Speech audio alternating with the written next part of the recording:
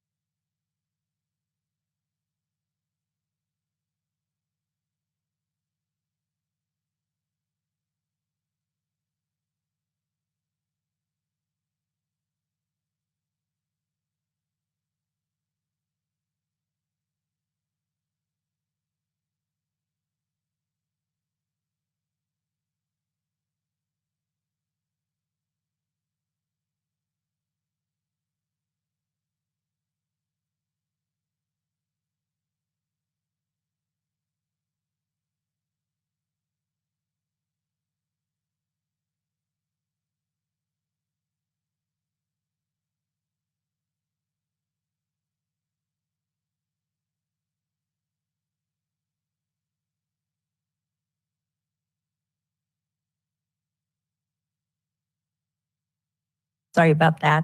Thank you again for being with us. It is our study session for November 15th.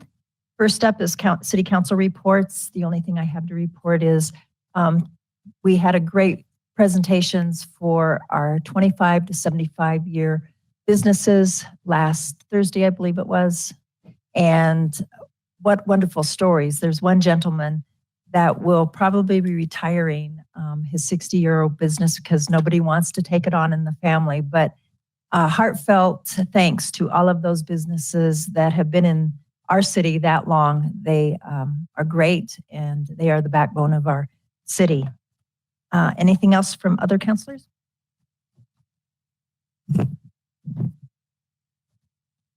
Councilor Smith? Yes, thank you, Mayor. Last week I attended the Taste of Westy from the Westminster Business Chamber. I saw some other councilors there, and it was a great event to see so many different businesses, so many different people out, and full tummies, I will say. So lots of tasty food and beverages. But also this month is Small Business Month, and the Westminster Chamber has a lot of good connections going on with that. And wherever you can, definitely buy small, especially in Westminster with holidays coming up. So just wanted to mention that. And yeah, thank you. Anyone else? Mayor Pro Tem. Thank you, Mayor. I too attended the Taste of Westminster. It was a great event. And thank you to the Chamber for putting that on and all the great businesses that were participating.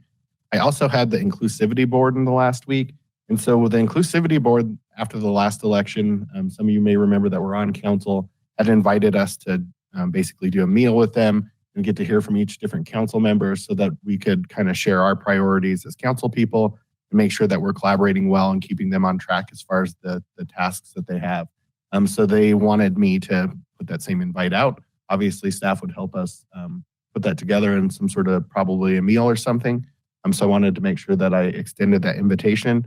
They also had shared that they have a recommendation that is going around the Inclusivity Board, and I think that Justin Davis, the chair of the board, should be sending that recommendation that they are asking to put in front of us. So as soon as we have that, then we can discuss it. But I wanted to at least share it with you so that you had a heads up that there was something coming from them in form of a letter.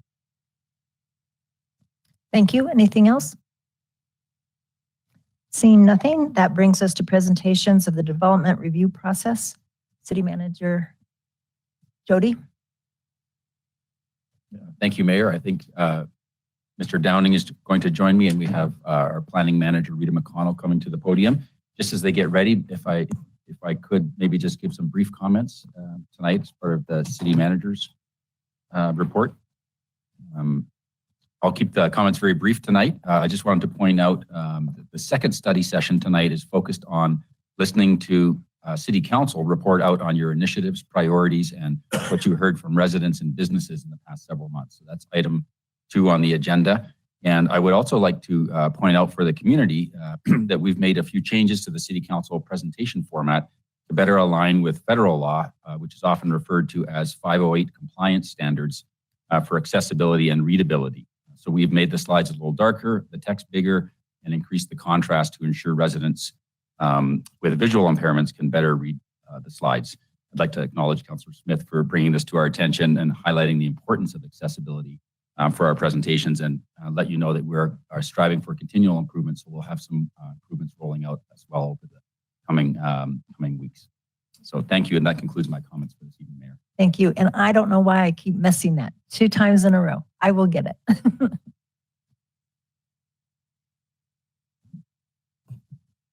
Good evening, Council. Dave Downing, Director of Community Development. I'd like to introduce the staff we have here tonight to lead a discussion on our development review process. At the podium is Planning Manager Rita McConnell, and supporting her tonight will be Principal Planner of Current Planning, John McConnell, and Principal Planner of Long Range Planning, Andrew Spurgeon. I'll turn it over to Rita to make a short presentation, and we will all participate in addressing any concerns or answering any questions for you afterwards. Thank you. Thank you, Mr. Downing. There is a PowerPoint presentation. If we can bring that up, please.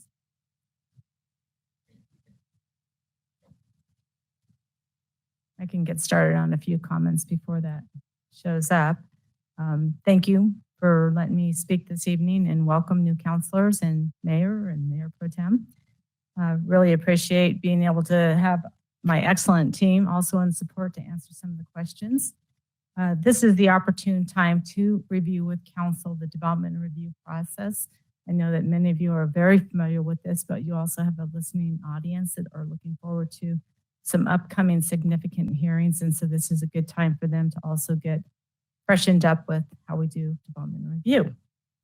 The development review projects that we typically review are those on properties that are vacant most often, but they can also be redevelopment, but they're typically owned by private property owners. Property owners of land do have an opportunity to submit applications and go through that development process and due process, as well as engage with the public as they go through that process. So next slide, please. Kind of awkward looking back. My back stretches in. This slide shows all the documents that govern development review, and there's quite a bit. City charter is the first box that's shown on the left up there, and this is what authorizes the city to make up its own development review rules. And so you have a lot of opportunity to change the development reviews that we do in the future, but the charter is really that gives you the power. The development rules are guided by the vision documents, and those are shown also on the first row. It's the comprehensive plan, and I'll refer to that as comp plan. And then the city strategic plan. The Westminster Municipal Code, the various design guidelines and standards, and the engineering standards provide the regulatory code that implement the visions and provide the framework for the entire development process. The third row shows the development applications that the applicant is responsible for submitting. Next slide, please. The foundation for development begins with the comp plan. This plan establishes a vision that depicts the community desire for physical development in the city. The current vision was adopted by council as part of the comp plan update in 2013 after considerable and extensive stakeholder input. Comp plans are typically updated every 5 to 10 years, and that's really to keep up to date with changing council direction and trends that influence development. It also makes us more competitive for regional grants if they're current. The 2040 comp plan was intended to be ready for adoption in 2021. The plan was not approved by council, and we are currently in the process of understanding next steps as we move forward. Next slide, please. The comp plan applies guiding principles to achieve the vision. These principles build on the desire for Westminster's continued strategic and balanced growth to support further evolution into a distinct, diverse, livable, attractive, safe, and sustainable city. Staff refers to these principles when reviewing development projects. Next slide, please. The guiding principles, in turn, serve as the framework for the 7 major topic areas in the comp plan, and the goals and policies address each of these topic areas. Next slide, please. One of the most important functions of the comp plan is to establish the appropriate location for all the land use designations in the city. The comp plan currently has 17 land use designations mapped to each parcel in the city. Each of these land use designations have their own information sheets in the plan depicting character images, a narrative intent statement that describes further what the development should generally look like, and finally, minimum and maximum residential densities and non-residential development intensities. If the proposed land use is not compliant, a comp plan amendment is required. The downtown and the transit-oriented development are classified as specific plan land use. These 2 areas have their own special plans in a development review process that are not part of the typical development review process that I will be talking about. Next slide, please. The city's strategic plan is developed by City Council and includes a vision as well. This plan also guides long-term planning and budget strategies for both the city's operating needs and capital programs. Development proposals may impact both the operating needs and capital programs. Thus, the strategic plan is critical to consider during development review. Next slide.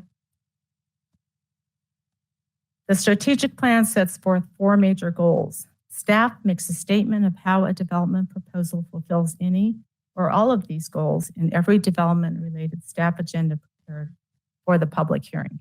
Next slide, please. As you can see with the past slides, there are substantial vision and policy guidance that staff relies on when considering any development proposal. The Westminster Municipal Code, the adopted design standards and guidelines, and the engineering standards are the technical tools that implement the vision and policies.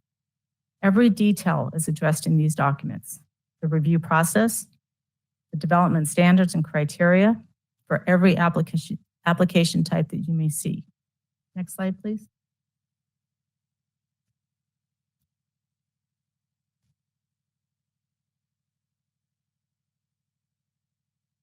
Now I'd like to discuss the overall development and review process as it applies to development proposals. And these are the ones that require the public hearings. There are many projects that we review that are not subject to this, but this is the overall for items that come before Planning Commission and City Council. I'd like to talk a little bit about quasi-judicial. This means that the Planning Commission and City Council is acting like a judge when reviewing development proposals. All information and facts about the project and all public testimony must be presented to the Planning Commission and City Council in a formal court-like process. Only the information presented in this formal process can be considered when making decisions. And the decisions that are made must be tied to the standards or criteria provided for in the municipal code. Conversations with the applicant and the public should not occur outside this hearing process, and if they are unavoidable, they should be disclosed. Should you receive emails from concerned parties, those should be submitted to city staff and included in the public record for your review. So back to the flow chart.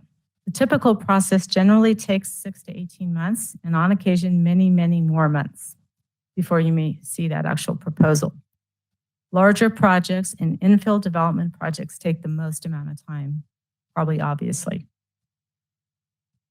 During the project concept stage, that's the first row on this chart, there is a staff review to inform the applicant of the process and to identify all known issues.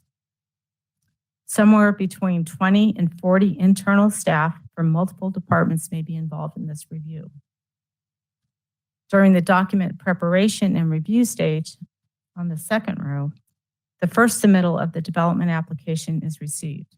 In addition to staff review, external agencies are now also invited to comment. At this stage, approximately up to 55 staff and external representatives may have reviewed this project. This stage also includes the neighborhood's first opportunity to view the project proposal. The applicant is required to host a neighborhood meeting.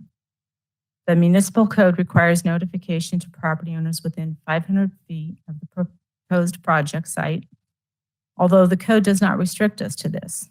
We have also expanded that boundaries when we know that we need to reach more people.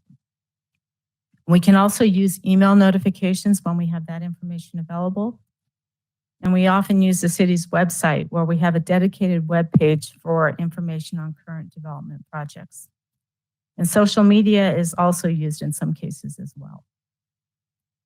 The neighborhood meeting allows the applicant time to hear concerns of support or concerns of a project and then make adjustments on the application for their next submittal. Interested parties may also review and track the project proposal as it evolves over time electronically through eTrackIt. This is the city's development review and building permit portal. The next major stage shown on the third review, or the third row, is review completion and public hearings. During this stage, additional submittals are required until all issues are resolved to the satisfaction of staff. If we can't resolve issues, conditions may be made on the staff's recommendation. This stage typically includes 3 to 5 review periods. And that's really the applicant submitting the application for review again, and then back to the applicant, back and forth. It's not uncommon to have that many reviews. Staff then prepares a report for Planning Commission and City Council that is also accessible on the city's website for public viewing in advance of the hearing. This staff report provides staff's findings on a development project using the visionary and regulatory documents. The report also includes attachments of all the public correspondence received.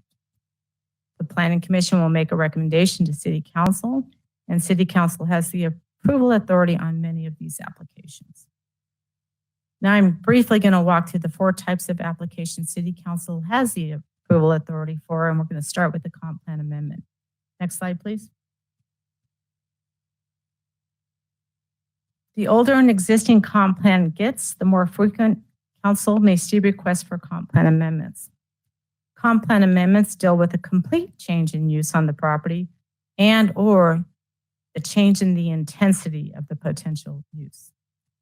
For example, a complete change in use might be from residential to mixed use, or a change in intensity might be from an R5 comp plan residential zoning designation, which may allow the same residential uses as an R8 comp plan, but now the density has changed from 5 dwelling unit acres to 8 dwelling unit per acre. The approval criteria focuses on primarily the vision documents and goals of the city as it relates to uses and intensity of development. We look to whether the public purpose is further advanced and if orderly growth is accomplished. We are concerned about the impacts to city services and traffic, but this is still at a very high level since we don't have details of the development proposal at this stage. The approval authority is City Council after Planning Commission recommendation, and the failure to meet any of the criteria may be grounds for denial of an application. This is a pretty consistent theme throughout all the applications you're going to see on the next few slides. It's City Council's ultimate authority, and you can make findings on any of the criteria for your approval or denial. Next slide, please. Planned unit development. If a comp plan amendment is required and approved, a rezoning will be required to align to the new comp plan designation. A rezoning to PUD may also be required if a property is not currently zoned PUD. The Westminster Municipal Code requires a rezoning to PUD for all parcels greater than 2 acres. Hence the predominance of this zoning in the city. In fact, Westminster has over 65% of the land area that is zoned PUD. The PUD zoning is a tool that allows for a type of designer zoning for the applicant, but it also allows for a type of designer zoning for the city to ask for what it wants. Through this tool, the applicant is empowered to create the vision and specific rules for their project that result in a unified design theme for the whole development. And that also helps address design constraints that may be unique to the site. With the PUD zoning, the city requires a preliminary development plan, or a PDP, because this is the document that actually identifies the specific land uses and creates the additional rules and flexibility provisions that are not listed in the Westminster Municipal Code. Although they are separate applications, the PUD zoning and the PDP go hand in hand and are processed concurrently. Next slide, please. Even though a comp plan amendment may be approvable, there is no guarantee that PUD or PDP will be approved that follows that comp plan, because those two documents also have to follow very specific rules and very specific criteria. The PDP typically involves multiple parcels. It generally will establish a more narrow listing of uses than the comp plan allows. For example, using the comp plan designation of R8 that allows for single-family townhomes and condos, the comp plan allows that. The PDP might only allow single-family uses. The PDP will describe the development theme and vision, and will show the boundaries of each of the separate land uses, if there are separate land uses within it. Major internal street networks and primary access points are shown to ensure traffic flow in and out of the site is accommodated in the appropriate locations. The PDP will include a refinement of the development standards. It may follow the WMC or the Westminster Municipal Code precisely, or it might do exceptions to the code, which council has the authority to grant those exceptions, or it may be more stringent than the municipal code. That's your prerogative. Conformance to the comprehensive plan is required, whether it's the amended comprehensive plan or not. Because we know more about the proposal, we also look at compliance with planning principles. And these are embodied in the municipal code and the city's design guidelines and standards. Compatibility is typically evaluated based upon the proposed use compared to the established uses in the area. We typically look at noise, odors, hours of activity. Compatibility is also evaluated in terms of scope, scale, and bulk of anticipated development. And of course, we do look at the impacts on the traffic system and water and sewer. We look at those throughout the whole process as we know more information. Next slide, please.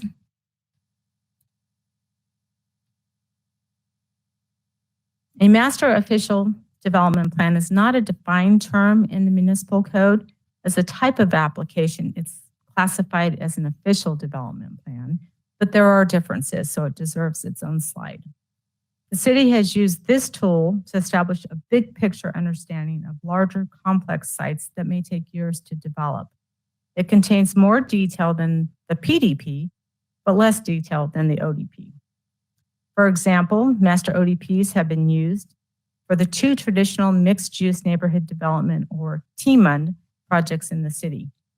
These TMUND projects are Bradburn Village at West 120th Avenue and Sheridan, and Highland Village at Sheridan at West 96th Avenue. The master ODP may provide block arrangements and may be lots. It may show where different types of home products will be distributed throughout the site. It will show more details that are internal to the site than the PDP will typically show, such as major interior streets, storm drainage and detention locations, And it will also try to coordinate design concepts such as perimeter fencing or major landscaping elements. If there are any exceptions to the code that are identified at this stage, they will be detailed on the plan as well. Approval criteria is similar to PDP and ODPs, but again, it really depends on what level of information is provided that we're providing our evaluation on. Next slide, please. I think you'll be happy to hear this is the final slide. Additional approvals are required should the PUD, PDP, and if required, the master ODP be approved. And this is the ODP. Even though a PDP and a master ODP was approved, there is still no guarantee that the ODP will be approved until that ODP is again reviewed to very specific criteria. The ODP is a site-specific development document that provides more details about what the project will look like, and it is for development that is ready to be built pretty quickly. This document is reviewed for compliance with standards established in all the regulating documents that we just now talked about. And this document is mostly about following the rules that have already been established. However, at this stage of the ODP, we might see exceptions as well. And if those exceptions meet certain threshold criteria, then we would have to go back and modify the PDP and master ODP to grant those exceptions, and council would see the ODP and have that authority. There's some administrative level authority, but council will see major exceptions to that. So in this ODP, since it's very specific uses now depicted, and we're going to look at all the details, we're going to be concerned about the relationship of structures within the development itself. So we're going to turn inward a little bit. We're going to evaluate the compatibility of the structures internal to those adjacent to the site. We're going to have a better idea of, shading patterns or, scale immediately adjacent to other properties. We're going to evaluate the architectural design. And our goal is not to make sure that everything looks alike, but that the bulk and color and materials are compatible with adjacent. Typically not going to see a steel building next to a brick building in a commercial area. We ensure that screening is provided to mitigate views that are not exceptional views. We want to provide some exceptional views if we can. And we expect that screening to look like the building next to it. For example, around dumpsters, we want to have nice brick around dumpsters next to a brick building. Parking will be evaluated for the very specific uses we're talking about. We will make sure appropriate lighting is provided for safety, but that does not cast glare on adjacent properties. So basically, now that the exact use is known and the exact location is known, we can better evaluate all those characteristics as well as on-site circulation and off-site traffic impacts more precisely. So approval authority, this is where we vary a little bit. We do have some approval authority at the administrative level and then some at the council level, but the criteria is still the same. And failure to meet any of that criteria may be grounds for denial or approval. So that concludes my overall presentation. Again, we have John McConnell, Andrew Spurgeon, and myself available for questions at Dave Downing's direction. Thank you. Council, questions?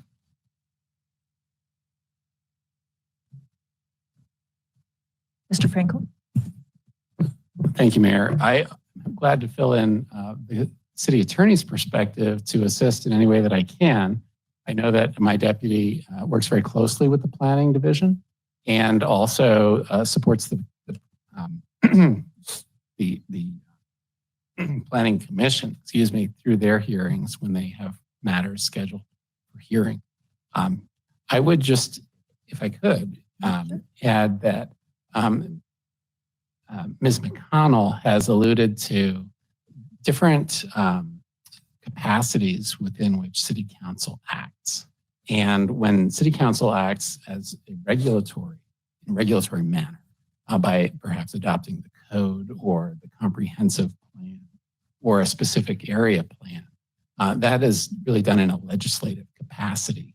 And as a legislator, just as the state legislators are in Denver, it is possible to be lobbied to hear different perspectives from constituents as to potential changes to the code comprehensive plan or specific area plans. What Ms. McConnell's alluded to in the development process, though, is once you're applying those rules to a site-specific application, that application is brought forward eventually through the process as described by Ms. McConnell to Planning Commission and then to City Council for consideration. And if I could, I would just like to put a little light on the quasi-judicial nature of that process, because applicants and interested members of our community have a procedural due process right that they will be receiving notice and an opportunity to be heard, and that applications are heard by an impartial body that is acting like a judge. So thus the quasi-judicial nature of the proceeding. So when applications are coming through the process, it's important to base the decisions that we make by listening to the evidence that is presented in those hearings and applying the criteria that's in the code. And as Ms. McConnell alluded to, the many different criteria against which these applications are measured are designed really to provide City Council with some guidance into the different criteria to consider any application. And, application of those criteria against the evidence then can lead to a decision by City Council. And there are materials for your reference that are available through CIRSA. So the Colorado Intergovernmental Risk Sharing Agency is a pool of self-insured local governments, and Westminster is one of the founding members of CIRSA. And they generate guidance materials, best practices, and some of those materials address best practices for handling quasi-judicial matters, and also address a lot of other areas that relative newcomers to the role of the City Council can find some value in.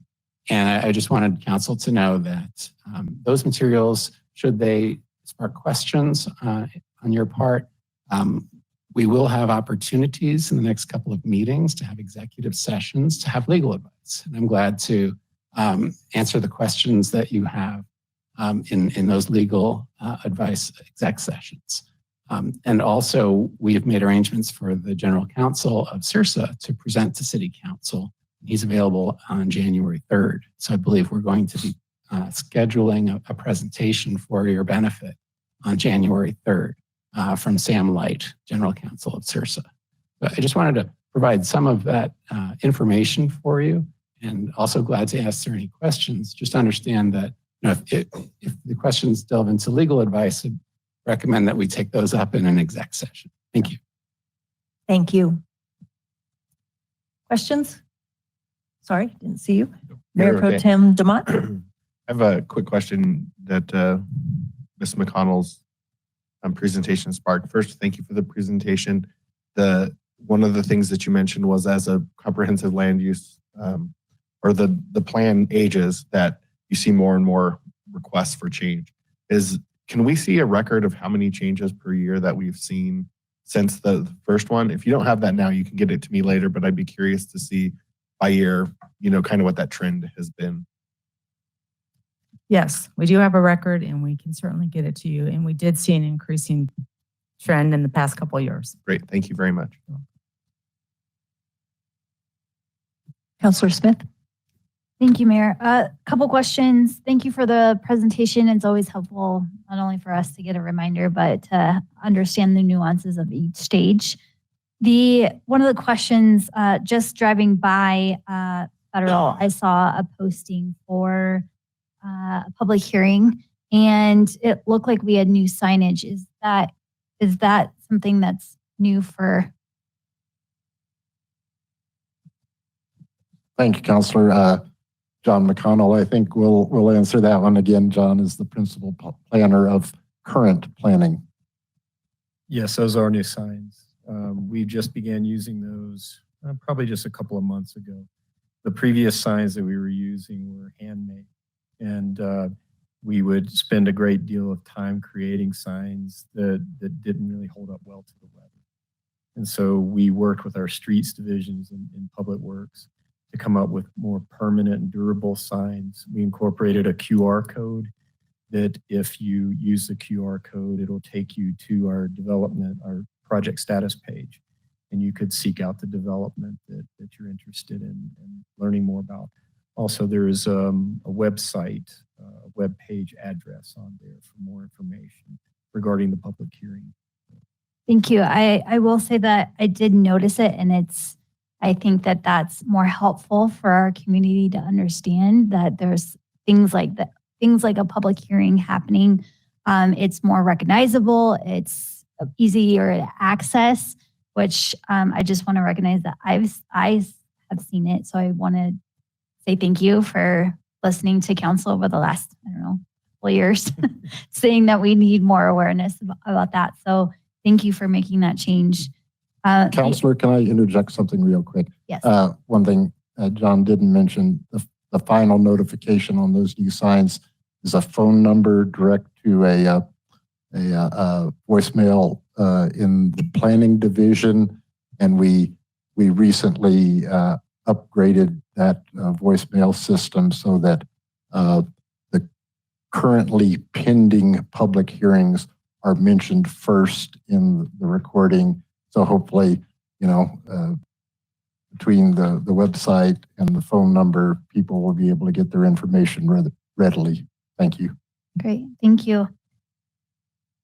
There are a couple, and Mr. Frankel, these might be yours, but for what stage do these levels come to council? Because not always do we get an ODP, or not always do we get a PDP or a PUD, maybe always a PUD, but at what level do these come to council, and how does staff prioritize how they come to council?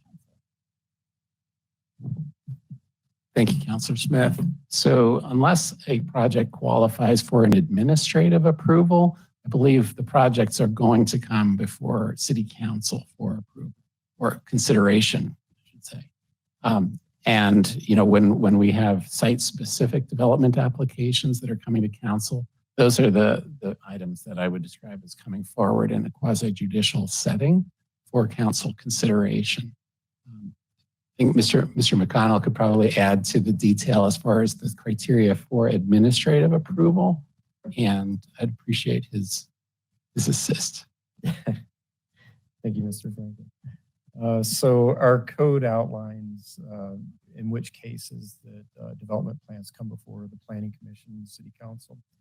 So specifically, Section 1158 outlines the format and approval process for ODPs, official development plans.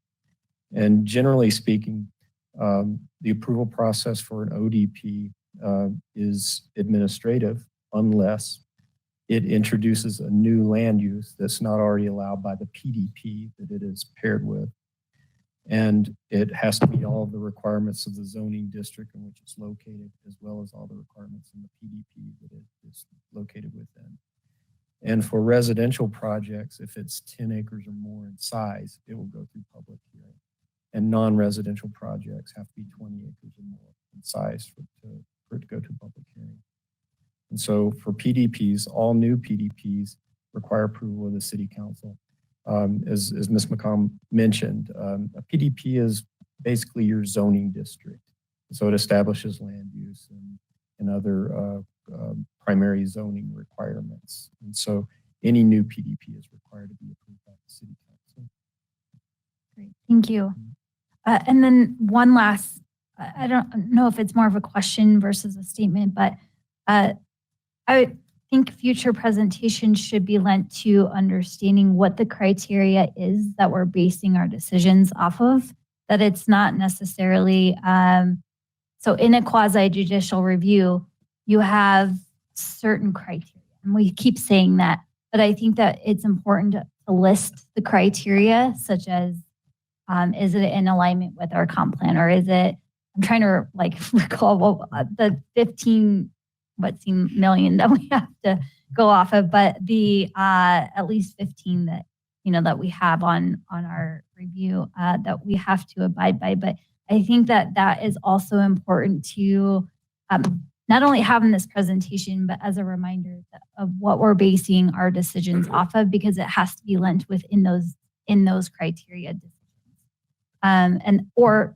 decision based on yes or no, based on that criteria. So I think while I think this is great, I think that the only piece it's missing is that criteria piece of what we're deciding and how we're deciding it. So thank you. Councilor Baker?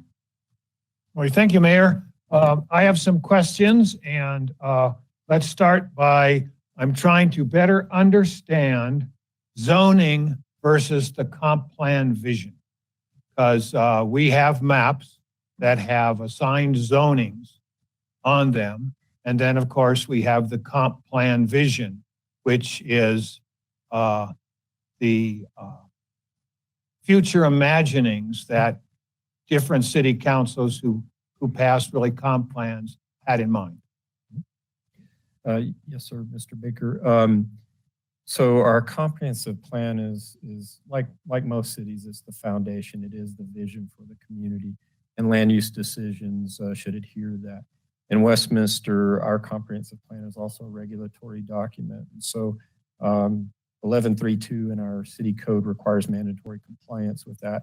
So all of our development plans, whether it's a PDP or an ODP or anything else, we make sure that the land use and everything else is required in the comprehensive plan is adhered to on those development plans. The zoning district, as Ms. McConnell alluded to earlier, is majority PUD in the city of Westminster. All PUDs have to comply with the comprehensive plan as well as those development plans that I mentioned.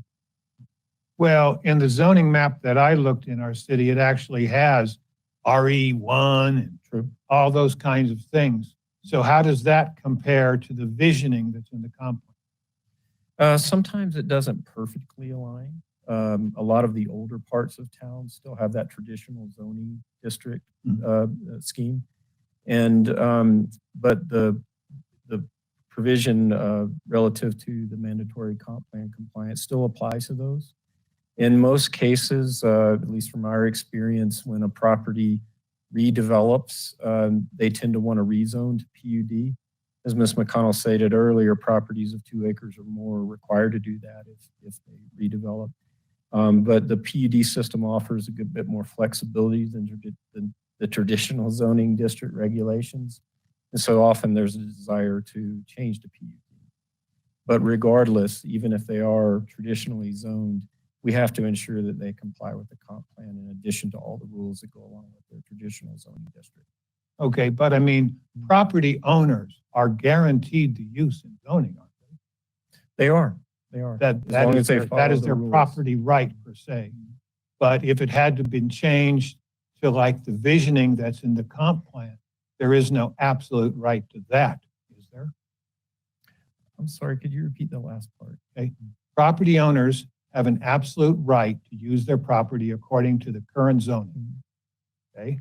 But they don't have a right to, the uses that's envisioned in the comp plan. That is what the city would prefer they do, but they don't have a right to that. Well, it is a requirement that they adhere to it. So in my experience, in my time in regulating land use in Westminster, I haven't seen any really drastic misalignments. Residential land uses are often designated residential in our comp plan. I haven't seen any real deviations from that. There may be some minor deviations in terms of dwelling unit density. So the underlying zoning district may allow a certain level of dwelling unit density in the comp plan, either restricts that or allows more. And so we have to take the stricter of the two. Okay. My next question is, does a project that's in the process of trying to get their PDP approved, do they have any special status in terms of, I mean, the city council deciding it has a different vision for the city and changing the comp plan? It's my understanding that if they're in the process under the current comp plan, we'll continue the process to its completion under the current comp plan. Okay, so that means that anything that is not in process and a different city council wanted to legislatively have a different vision for the property, that could be changed. That would be my understanding. So in other words, if the new comp plan or some version of it were to be adopted in a few months, then whatever property is undeveloped, whoever applies for development after the adoption of that would comply with the new comp plan. Okay, so then I go back to the question, is a property in the process, does that have a guarantee or does that have a legal right to be judged by the old comp plan, or can it be judged by the new comp plan? It's my understanding that it's the old comp plan. I would ask Mr. Franco to clarify that for me if he does. Thank you, Mr. McConnell. Yeah, I'd agree. I think that the comp plan under which the application is made would be the operative comp plan. Okay. And is there any legal precedent for that? I know this is most legal questions require research on that, but would you have had experience with this before? Is this sort of a, we're not sure answer?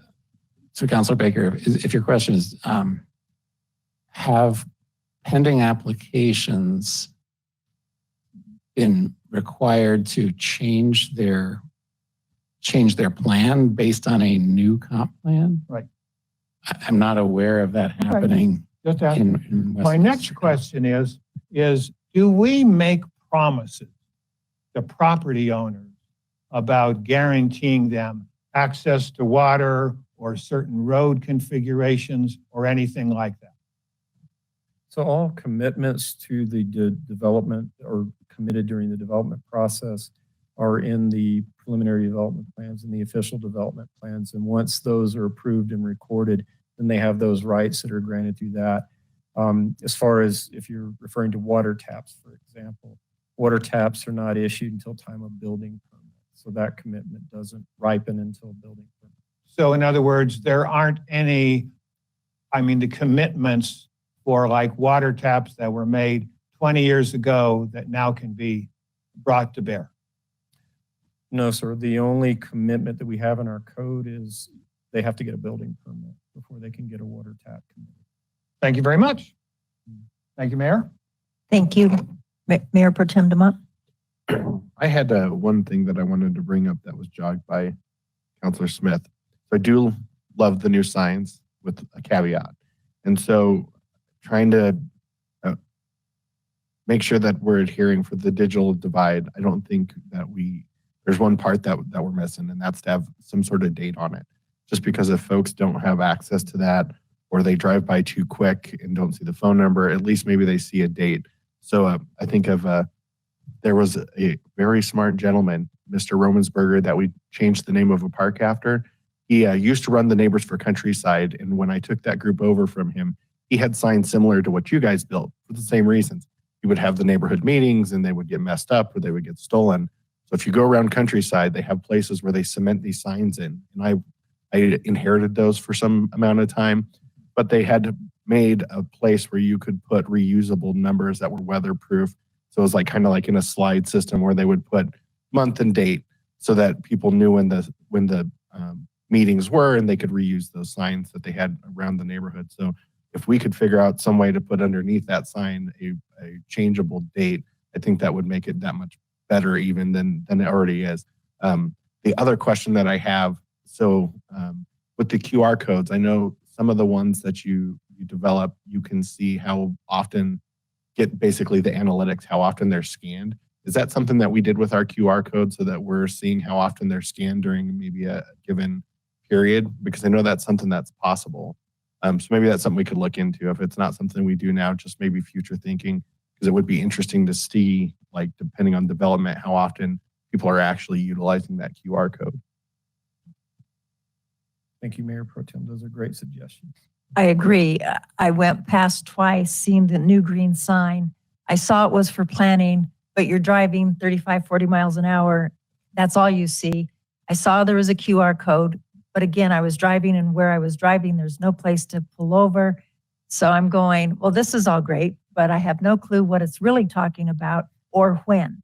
So the date is critical. That's what I liked about the big signs. At least I knew what the date was and where to show up if I needed to. So this way it was like, oh, well, I guess it's not very inviting because I have to do all this other stuff. I have to purposely stop. I have to get this code. I have to whatever, and to really read the sign because you can't read it. It's too small a print as you're driving. Thank you. That's very helpful. We're definitely interested in process improvement and innovation. So that's very helpful feedback. Any other questions? I had a couple. You mentioned that how you go through the comp plan, and in the last few years you've been using the 2013 plan, and you said that you go by the vision of City Council. So you went from the comp plan to a change in vision to urban center, to a change in council to not urban center. How do you roll with that? And are we out of urban center? Because I certainly have been watching over the last couple of years and not sure when you made that change or if you have made that change. I'd like to ask Mr. Spurgeon to help me answer this. As I had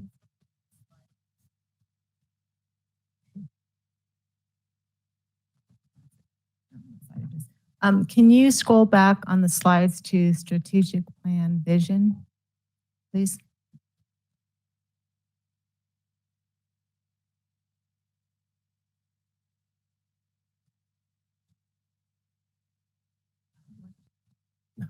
One more, I believe. The actual vision.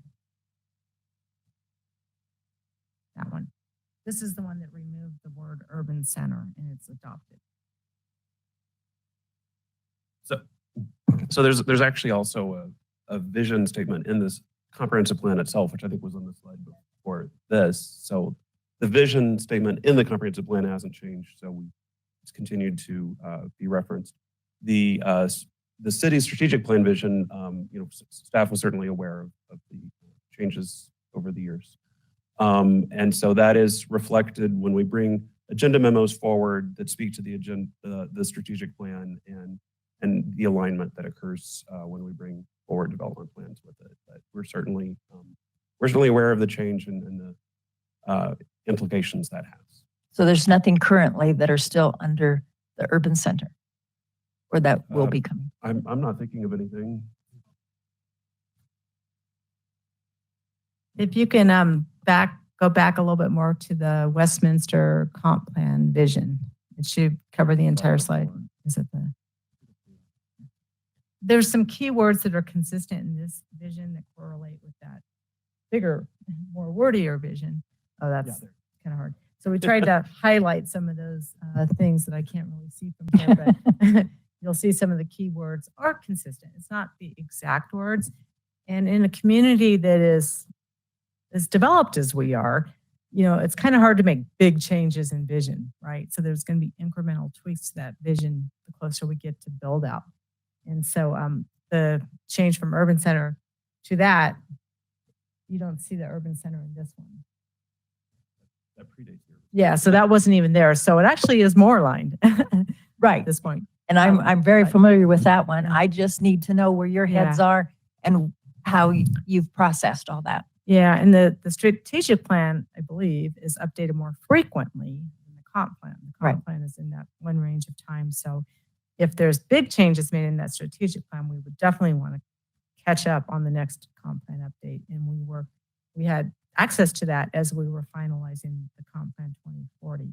So we made sure that we went back and scrubbed it for any differences there might have been. The other thing, just interim city manager Andrews, anytime, because we didn't get this presentation until today sometime.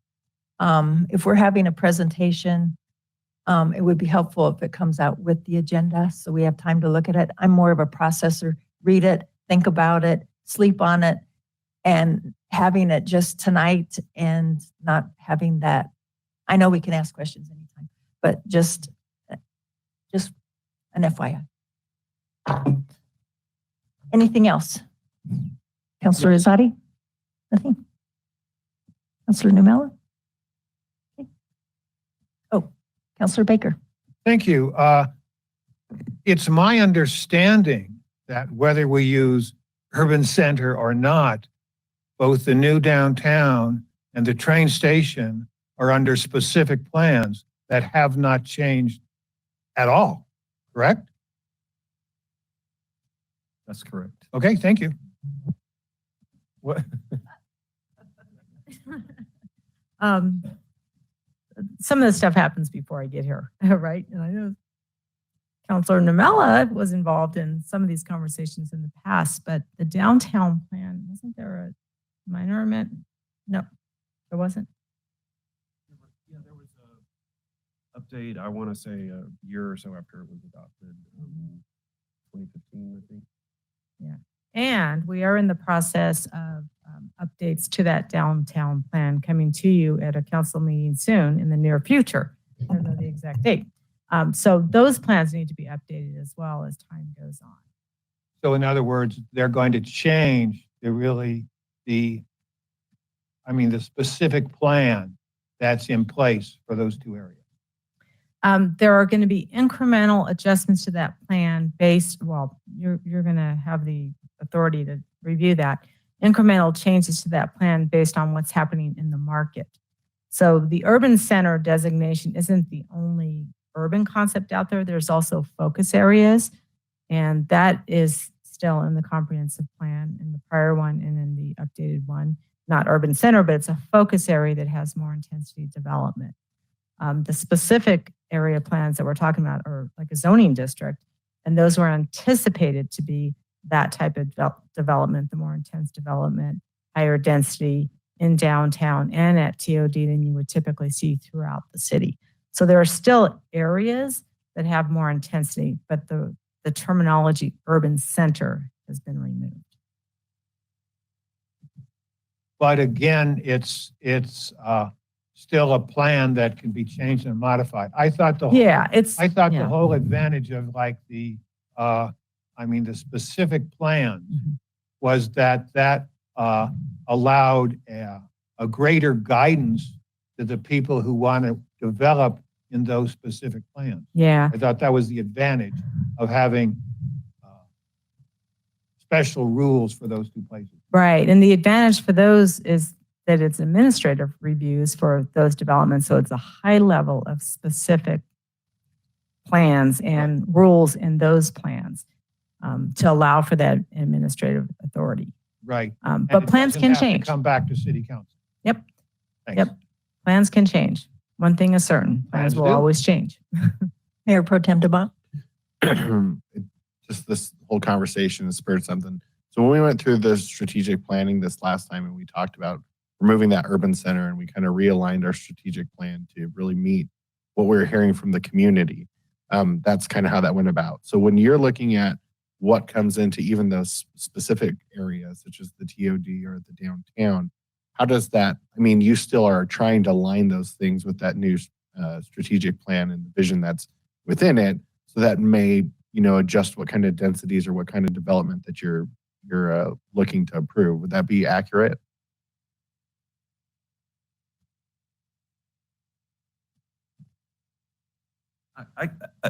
Andrew Spurgeon. I guess what I would say is when those are brought forward with a staff recommendation, that the strategic plan as well as the comprehensive plan and other things are all weighed in the formation of staff recommendations. Okay, great. That's my only question, just because when we went through that whole thing, that was kind of part of like how we, those two parts. One, like how we applied that strategic plan overall the whole city. I think that was a big conversation piece for those of us that were here, was it doesn't make sense to say the new, the urban center, whatever that phrase was, because it's a big city and that's just one portion of it. But I wanted to know how that intersected with that portion too. So I appreciate the clarification. Councilor Izadi. Thank you, Mayor. I just wanted to thank staff for this thorough presentation. I think it was fantastic, and I'm going to process a lot of the information that you gave to me and probably have questions in the future. But thank you so much. Any other questions?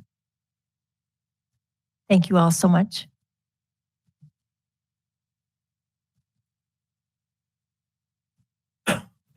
That brings us to the City Council study session roundtable. The first order of business is to get our lists out, and let's go one by one to get these filled out so we know our liaisons. And if anybody wants to be designated alternate, terrific. If not, I'm assuming the liaison, if they can't make it, we'll just put out a SOS call to anybody that can make a meeting. And I know sometimes we can't all make every meeting. The very first one is going to be to a staff liaison, and they will keep us informed what happens there.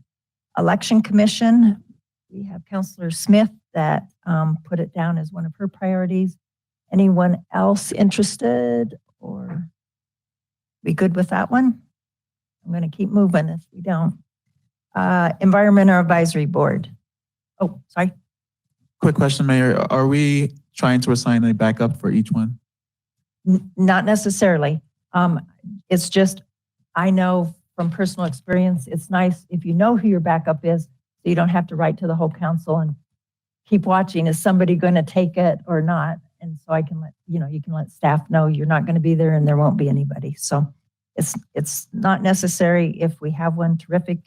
If not, it's just as terrific. Lindsay Smith, Election Commission. Yes, I sir. would be really happy to be the alternate.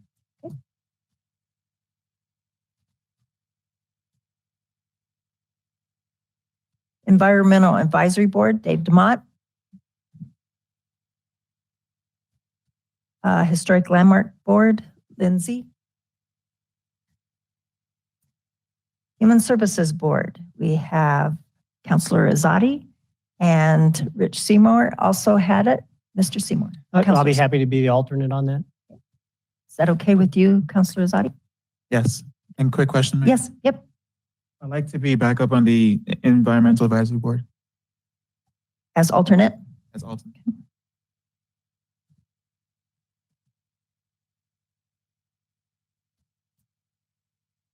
Inclusivity Board, Dave DeMott as the member, and OB, you had signed up. Would you like to be alternate? Yes. Parks and Rec. Everybody okay with that? Rich is lead and OB is alternate. Personnel Board, we have no one. I will do that. Okay.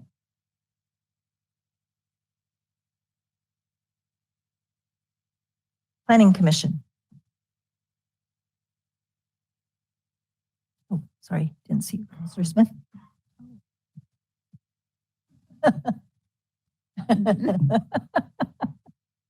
Okay, no one for Planning Commissions. Oh, yes. I'll be the alternate for it. I just thought it would be helpful for, I know planning well. I thought it would be good for other people to take that on. I thought it would be helpful. If I may, Mayor, on that one too, for that one's a unique position because you are the liaison, but you rarely can attend if they're having a hearing because you can't hear the hearing before the hearing. So just keep that in the back thought too. And I'm assuming, which it's terrible to do, interim city manager, that somebody lets those representatives know don't show up. Thank you. Special Permit and License Board, Rich. Yeah, I'm currently on that. I'm not wed to that. It's a great board to be on, but if anyone else wants to take that, I'd be happy to step back from that one. But yeah, I'm not married to any of these, so. Anyone going? Gone? Youth Advisory Board, I signed up for that. Adams County Regional Economic Partnership Business Advocacy and Public Policy Committee. I can do that one. Okay.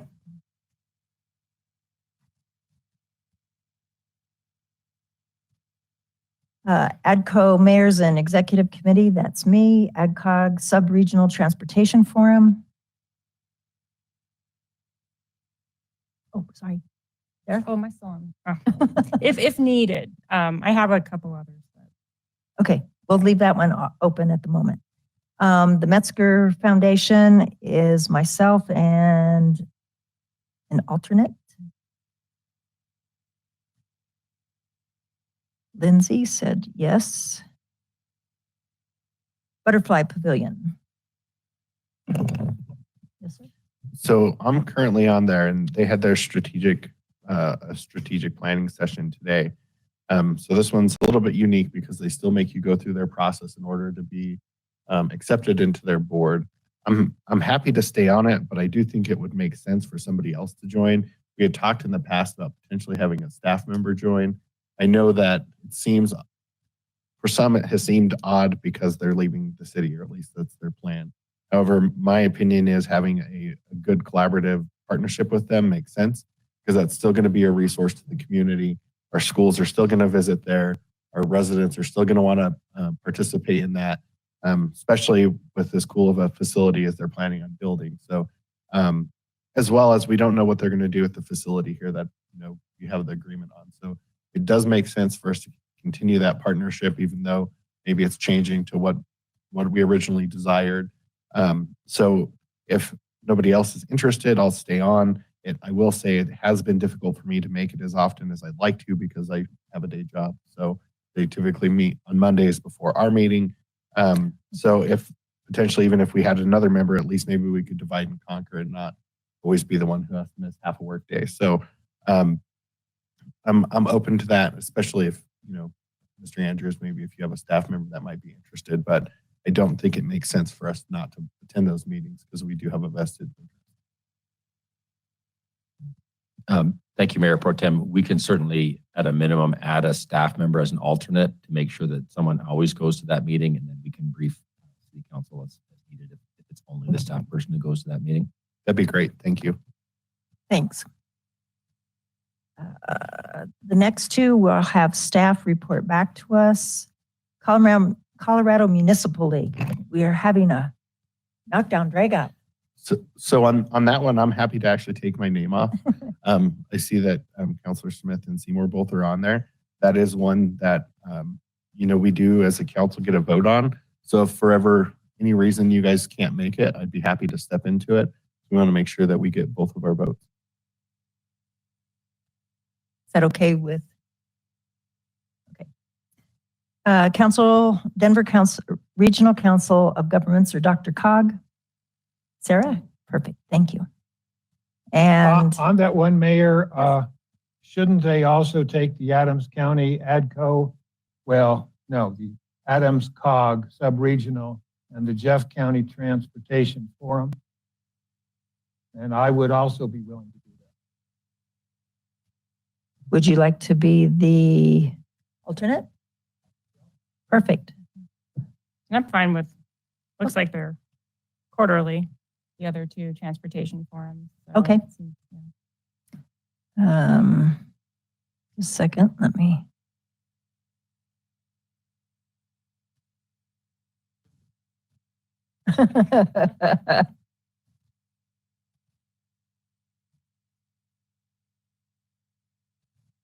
And then, where was the other one?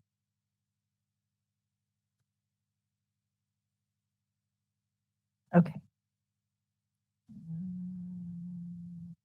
The Jefferson County Mayors, Commissioners, and Managers. It has my name there, but have they changed it so all council can't come? No, that's the BCC quarterly meeting, and everyone's invited. Okay. Yeah. I just So- wanted to make sure people know about that. Yeah, we've had 4 or 5 people there. Yeah. Pre-pandemic. Yeah, and it's good information, so I just wanted people to know. Jefferson County Economic Council Board. Mr. Seymour is on that. Anyone else want to be an alternate? And I reiterate, and I said this in my email, anyone's welcome to go to any of these meetings. Some of the mayor ones, it's just mayors sitting there, so it's a little bit more questioning, but I know people have come to those. So if you want to, I'll pick you up and we'll go together. Jefferson County Transportation Forum, is this the other one that we said, Sarah, you're going to, and Bruce, are you going to be on the back end of this? Okay.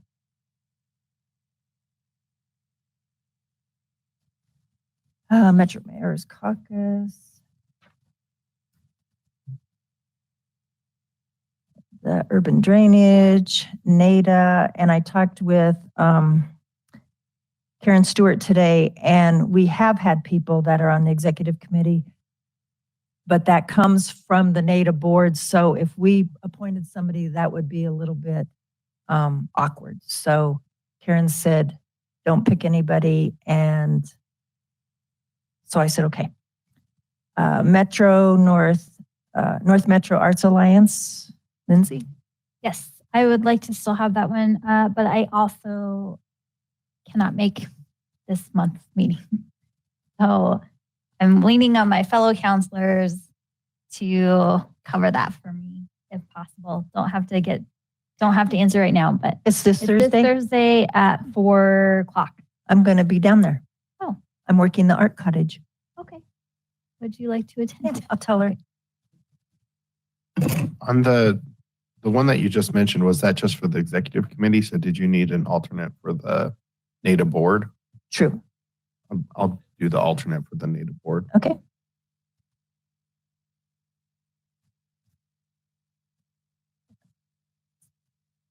Just remind me after this meeting that I'm going to that meeting. Great, thank you. Northwest Mayor and Commissioner Coalition is me. RTD Local Government Committee, Lindsay. Rocky Flat Stewardship Council, Rich. And that is one we definitely need an alternate on. It is only quarterly, but it is the material is something that, in the future, it's better. I've had that opportunity over the last 2 years to understand the reports from Department of Energy and Department of Defense, and I think it's important to have an alternate. I'll do that. Okay.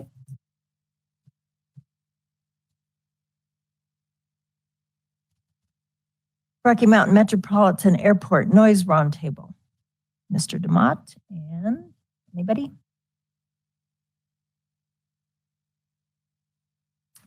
And Westminster Historic. Metro Mayor, If anybody wants to. I'll do it. So the Northwest Mayor Commissioner Coalition, David. Okay, so people can think about Butterfly Pavilion. Is that it? Good job. Mayor, did you need someone for personnel board? Okay. Okay. That's one order of business. Second thing that we have, we talked about having everybody bring their homework for what you heard when you were campaigning, talking to people in this past year, and sharing with our city manager and department heads, because I'm sure there are times they aren't able to go out and hit a few thousand doors at any given time. So we can share with them what people shared, their concerns, I even had somebody share how to fix our front yard. So who wants to go first? Oh. So you probably all saw the notes that City Manager Andrews sent around from our meeting. A lot of what I heard is the same things that he and I were kind of discussing. So some of the things that I'd like to try to focus on, I think are are forthcoming, but water rates in the plan for 2025, which largely is pushing what our rates are at, is certainly something that's been front of mind.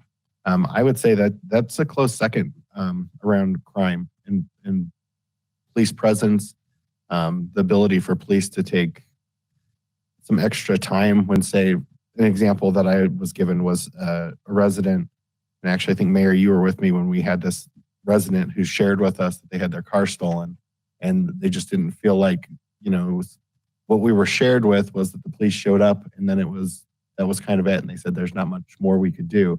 I understand with us having some staffing things that maybe there's some ways that we could accommodate that. One of the ideas that I heard was civilian report writers, that basically our officers go, they make the scene safe, they get to go back to doing police work.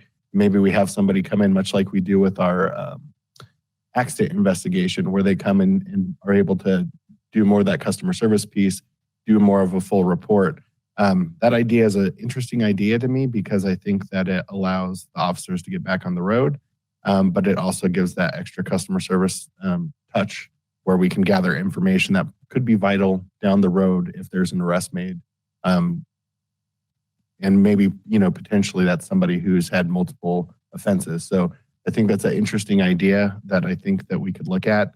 The other area around policing is just homelessness. And I know this is something that I've spoken on multiple times over the year, because homelessness is one of those situations where it's not just affordable housing. There's also a lot of mental health, drug abuse, and trying to figure out ways that we can address that as a city is important. The other thing that, is that I'd like to know from the council to look at is how we're going to go about the city manager search. So now that we're through the election, obviously this is probably going to be a nationwide search. And what group are we going to use to do that? Who are the stakeholders going to be? How are we going to incorporate groups like the chamber as well as citizen groups, so that we're making sure as we take the big task on of picking our next city manager, that there's somebody that fits in well to our community. So I thought that was a pretty important thing for us to look at. So obviously, as you go to doors, there's a lot of things that you hear from streets to people's individual problems, but these are kind of some of those things that rose to the top as I hit thousands of doors that I heard time and time again that really just stuck with me as we went through this last campaign cycle.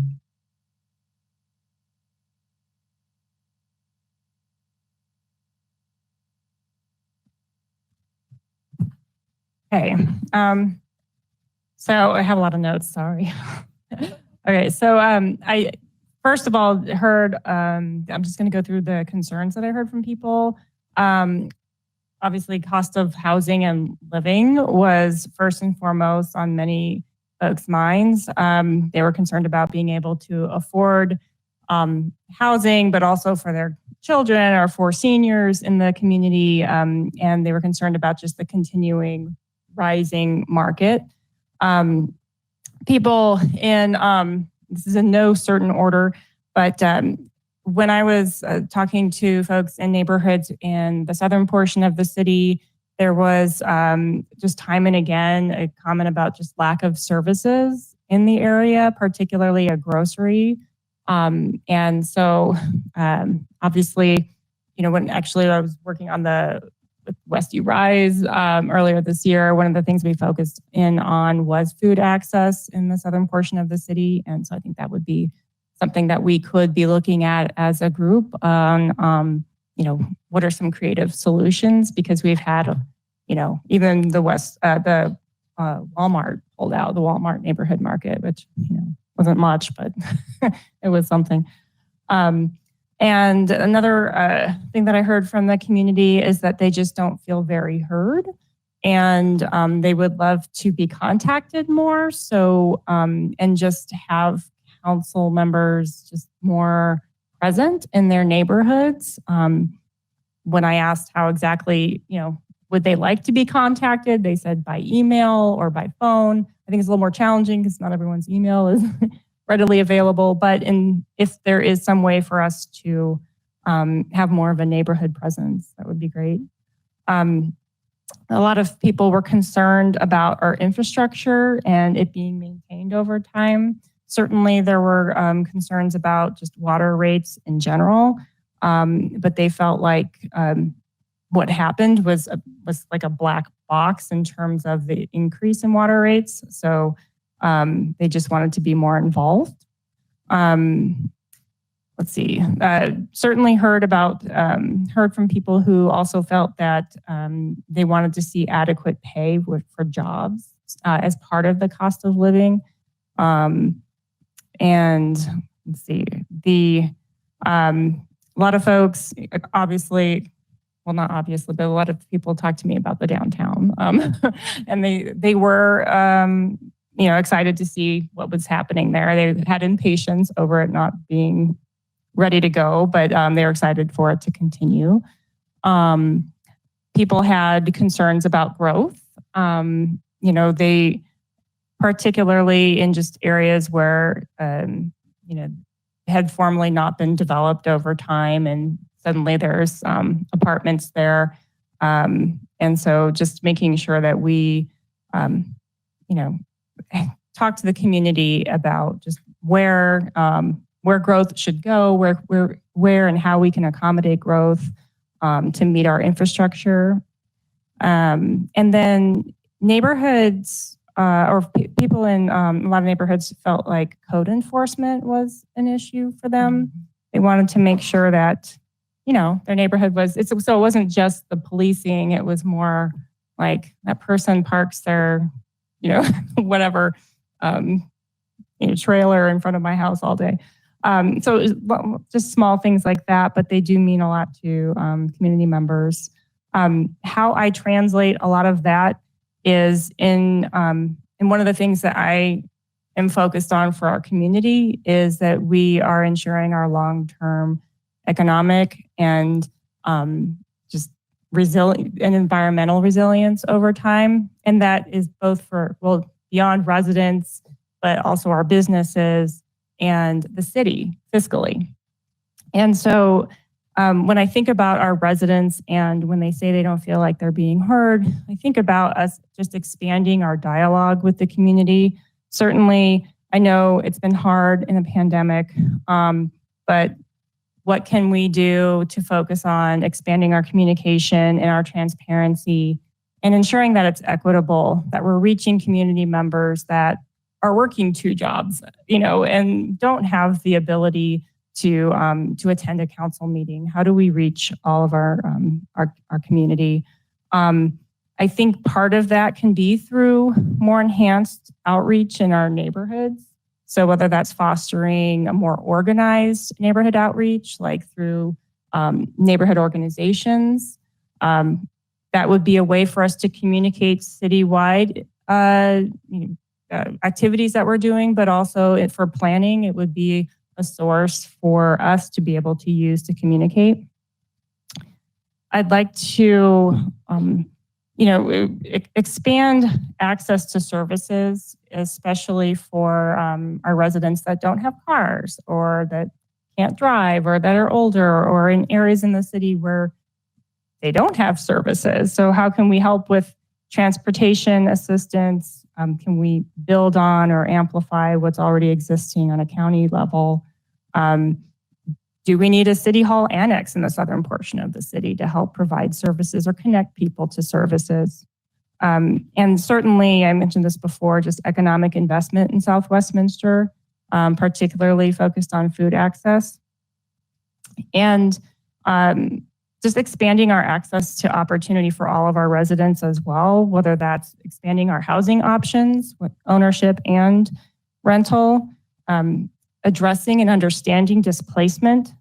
We are we're not immune to people being priced out of their homes, and so we should be looking into how we can support people and keep them in their homes. And then small business support. Would love to see just a dialogue about how we can expand access to loans or other types of startup opportunities. And then finally, that's, that leads into just our overall economic resilience, is not just focusing on small businesses, but continuing to attract employers and investment in our community in key areas. Thank you.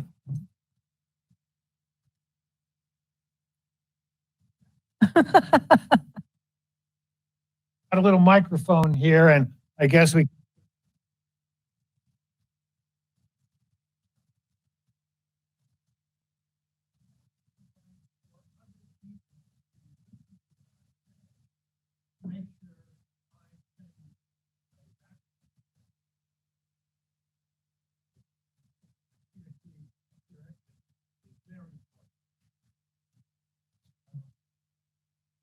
Can we tell if his microphone's on that he's got?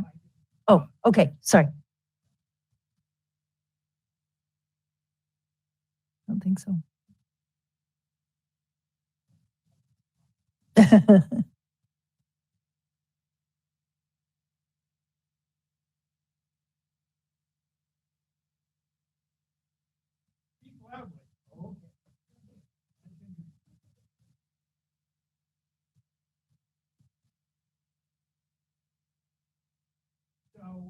Well, we can start there. So really, this whole thing reminds me of that we hear what we think we hear. And it's like if you drive around in a regular car and then you buy a van, all of a sudden you didn't know how many vans were on the road. Because now that you're sensitized by driving a van, you see all the vans that you never saw before. And when I'm out talking to people, I hear far more comments of what I think is important from people that I talk to. And that's a bias on my part, absolutely. There were two major things that I sent everybody a list of all sorts of things, but there were two major things that I was talked to. The one was all the apartments being built, and the other was the price of water. And as you walk around, you don't have to have anyone talk to you about the harms that's been done to this city by the outrageous water prices. We're a tree city. Westminster is a tree city, USA. And I probably saw at least 24 dead trees and 24 more trees dying. We're talking about 30, 40, 50 years worth of care by the previous owners. All going down. It's got to be chopped down now. There's nothing left to it. It hurts our city. It hurts our neighborhoods. It hurts everyone in there, and there's no reason for it. Now I'll talk loud. Okay. 3 years ago,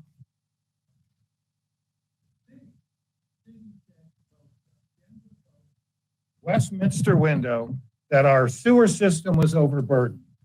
The city said to the Denver Post and the Westminster window that sewer flows have increased by 40% since 2008. 40%. When I look at the comprehensive report, and I can pass these out to folks, we can go to a chart in the back. And the chart in the back lists, got it? How many thousand gallons of water flow down our sewer line.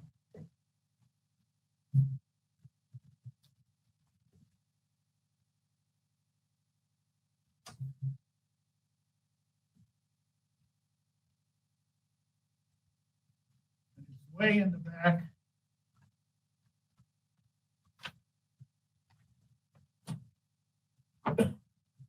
On mine, it's page 162, but it could be 161. The chart looks like this, way in the back.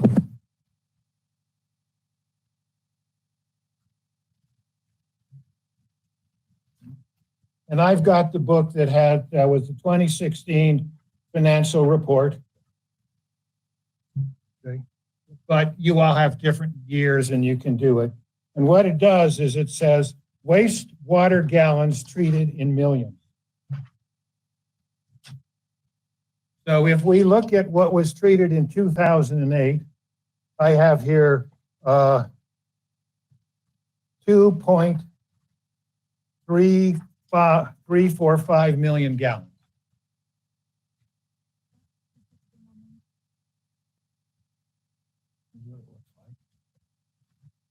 Utilities. It's like 161.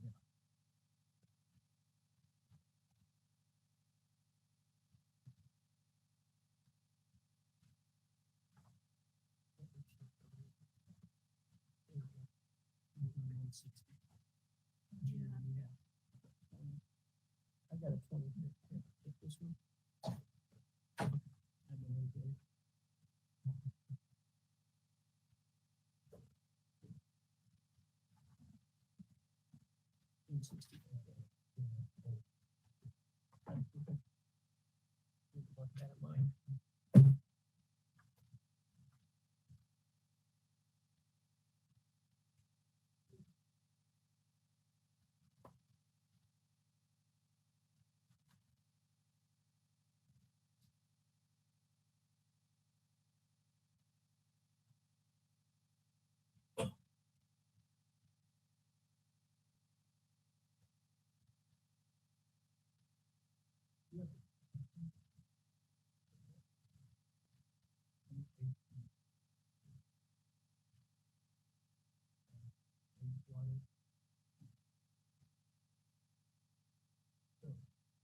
$24.09. That's not a 40% increase. That is absolutely not a 40% increase.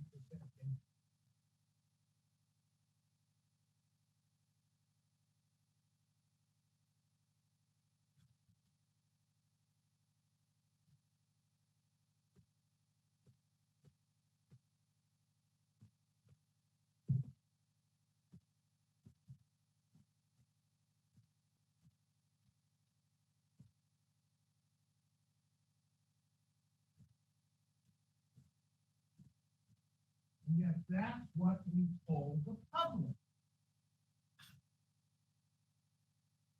Anyone has their calculator, that's what.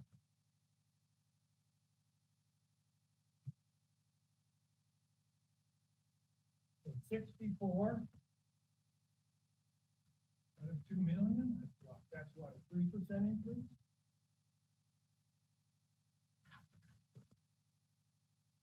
And yet that's what we told the public. But that's what the truth is. If I'm reading the truth right, and city manager, I encourage the staff to tell me if I'm mistaken somehow. I'm not a font of knowledge. And using that, we said on a handout that we had infrastructure in terrible repair. It could be why people thought infrastructure was in terrible repair.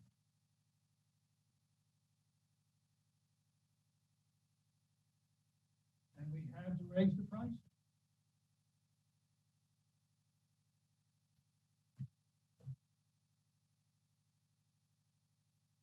Now, you just look at it from a general point of view.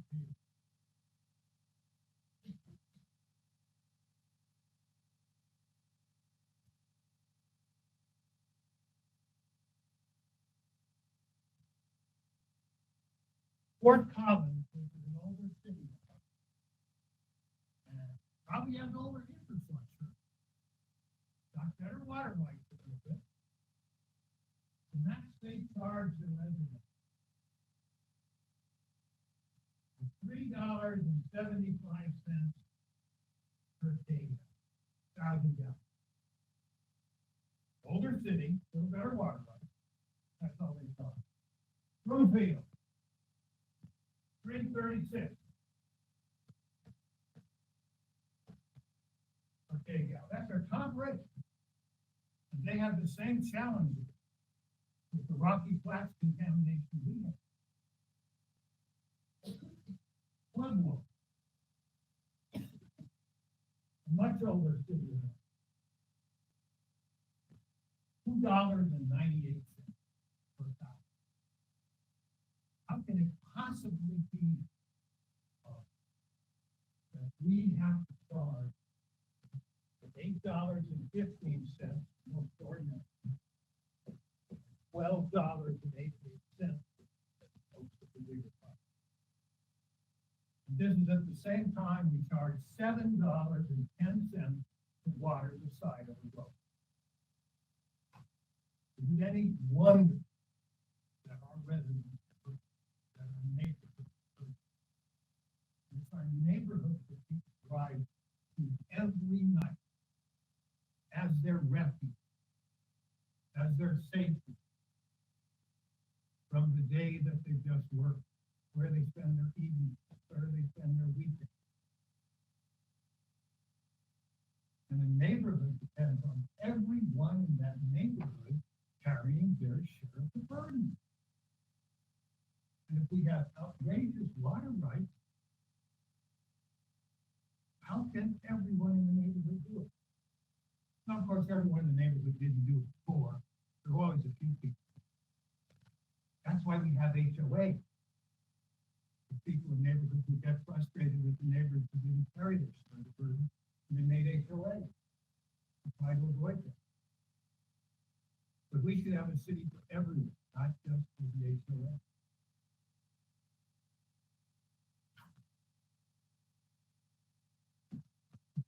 Mayor, may I ask we pause just for a second to try to reboot the audio?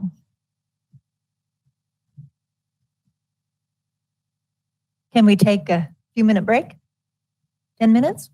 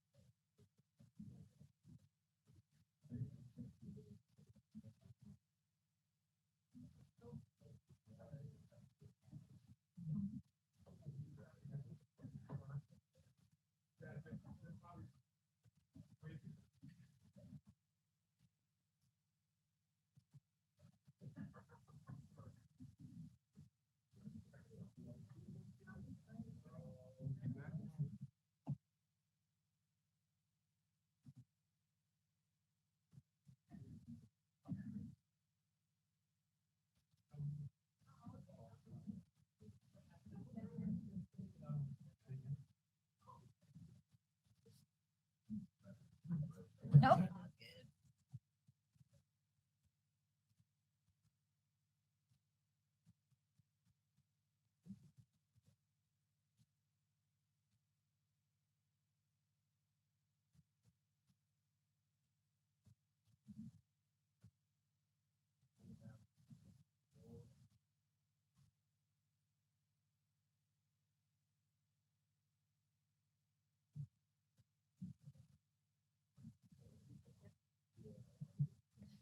Are we ready to start?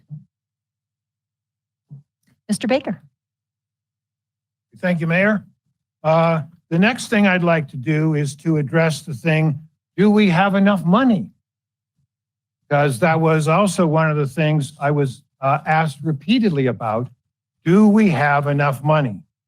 So again, I go to the comprehensive or the annual comprehensive financial report. and I look at it's page 28 in the 2021. It's called the City of Westminster, Colorado Statement of Cash Flows, Proprietary Funds for the year ended December 31st, 2020. And this repeats in each year's comprehensive annual financial report. And I'm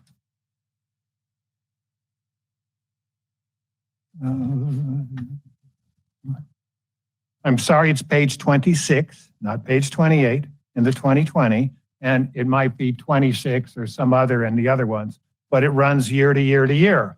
And when we look at that, we have amounts of cash and cash equivalents with the fiscal agents of investments and cash. And then we also have a category that's called restricted.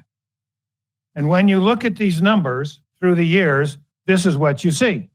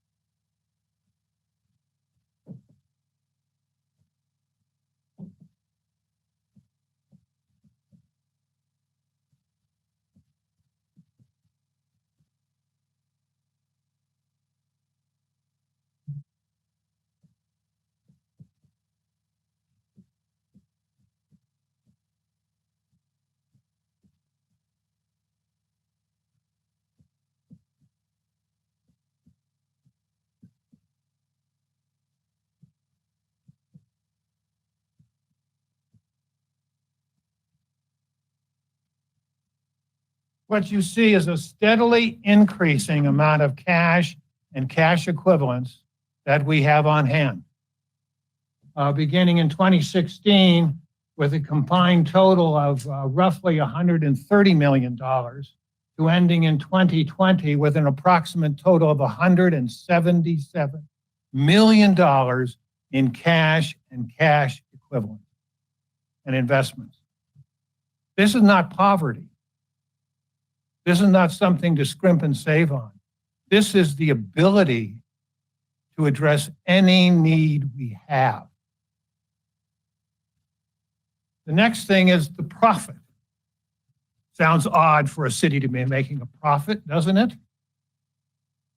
Well, if you look at, again, our financial reports from year to year, in the year 2012, our water utility and sewer made a profit of $6.2 million. And this is on top of fully funding our depreciation. Because we depreciate like any proper business does for the wear and tear and use that equipment has. So we fully paid for our depreciation, and we still made a profit of 6.2 in 2012. In like 2016, a profit of $6.5 million. In 2017, a profit of $6.5 million.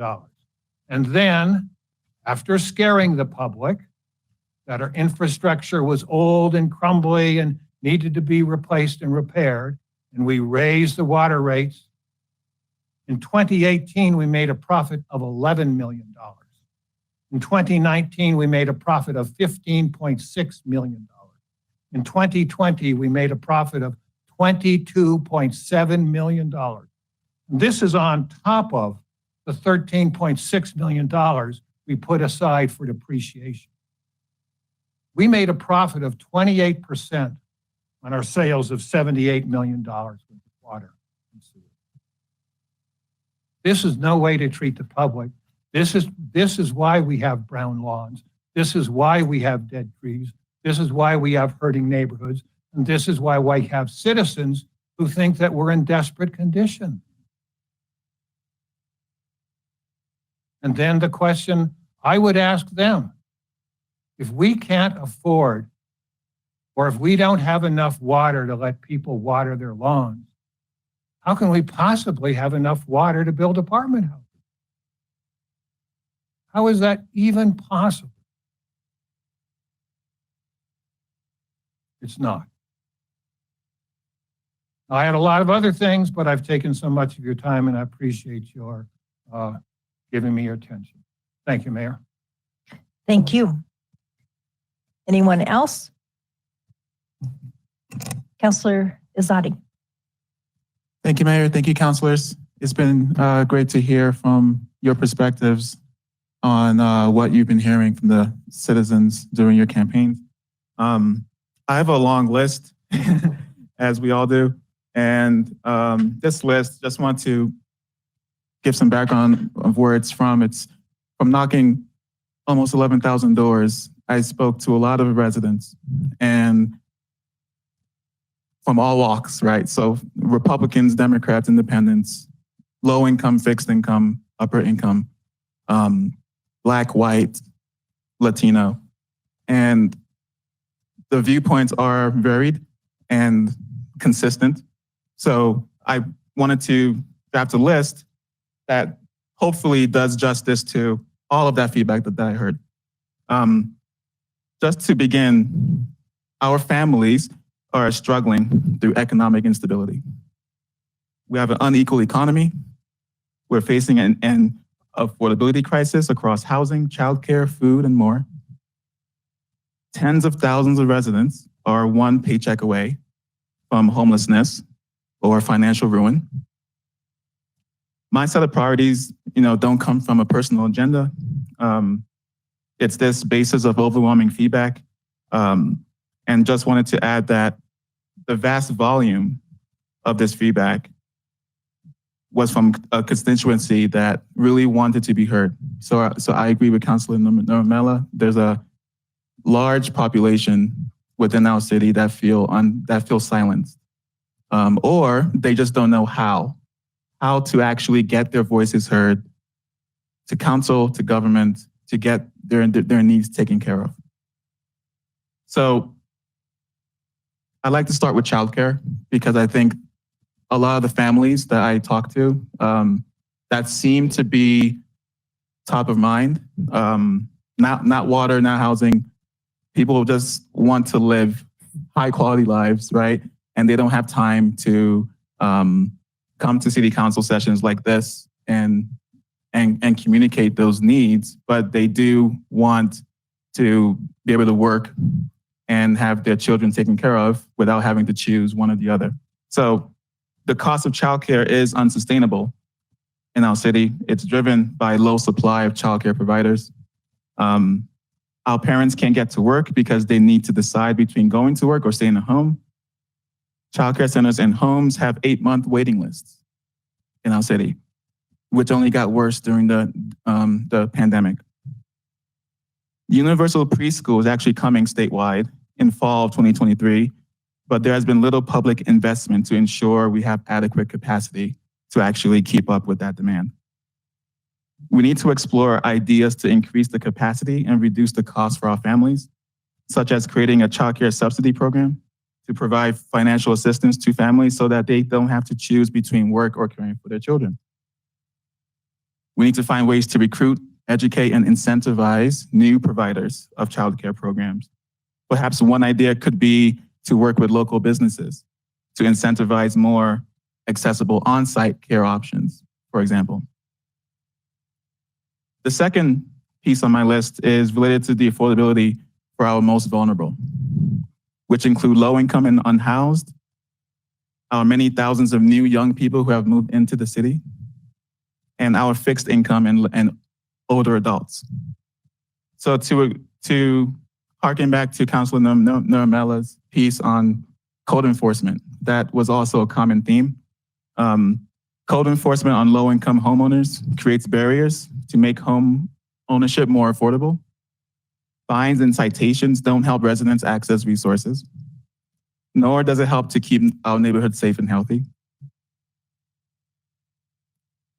It's a complaints-driven process, but we actually need a community-based approach. So neighborhood associations can handle code citations directly because they know residents best, for example, right? We need to kind of loosen those holds that we have and stop fining our low-income residents for tick-tacky violations. Second, housing. So we need to change our rigid and arbitrary zoning codes. I really appreciated the planning presentation tonight. I would like to explore how we can upend and transform zoning in Westminster to help it work for everyone. We have a lack of supply of housing that's affordable.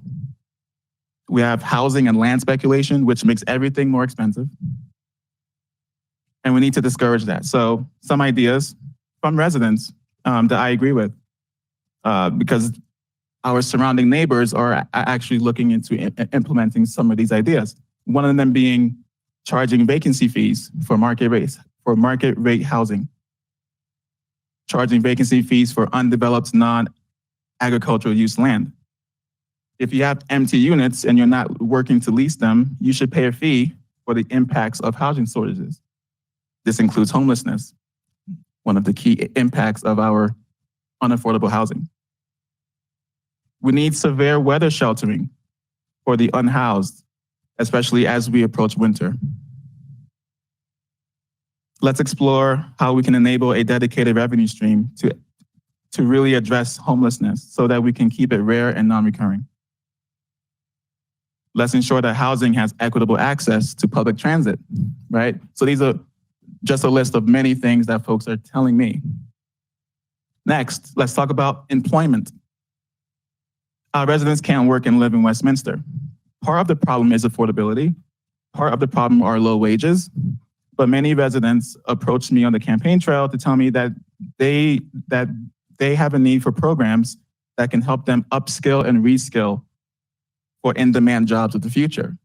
They would like the city to get involved to at least guide them on how they can reorient and reconfigure their lives towards a new career that can help their families.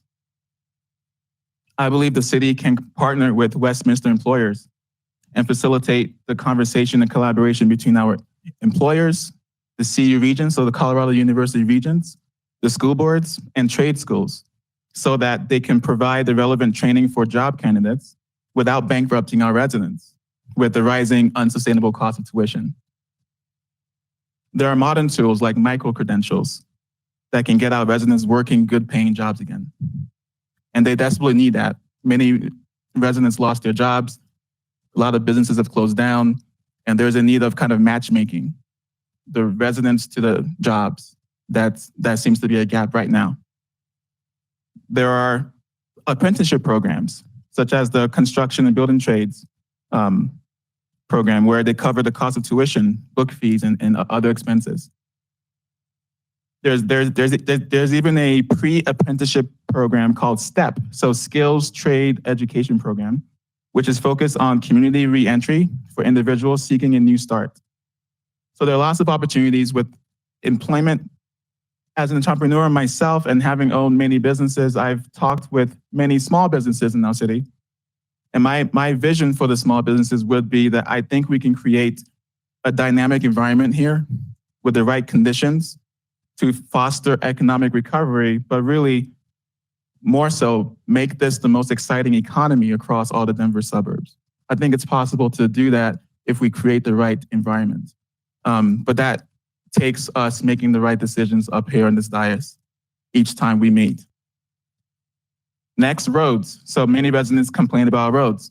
We need to improve our roads. We need to reduce the vast amounts of speeding. So speeding has become a huge issue in our city across many of our streets. Let's work with the police department to figure out how we can curtail all the speeding that's happening on our roads. Climate change.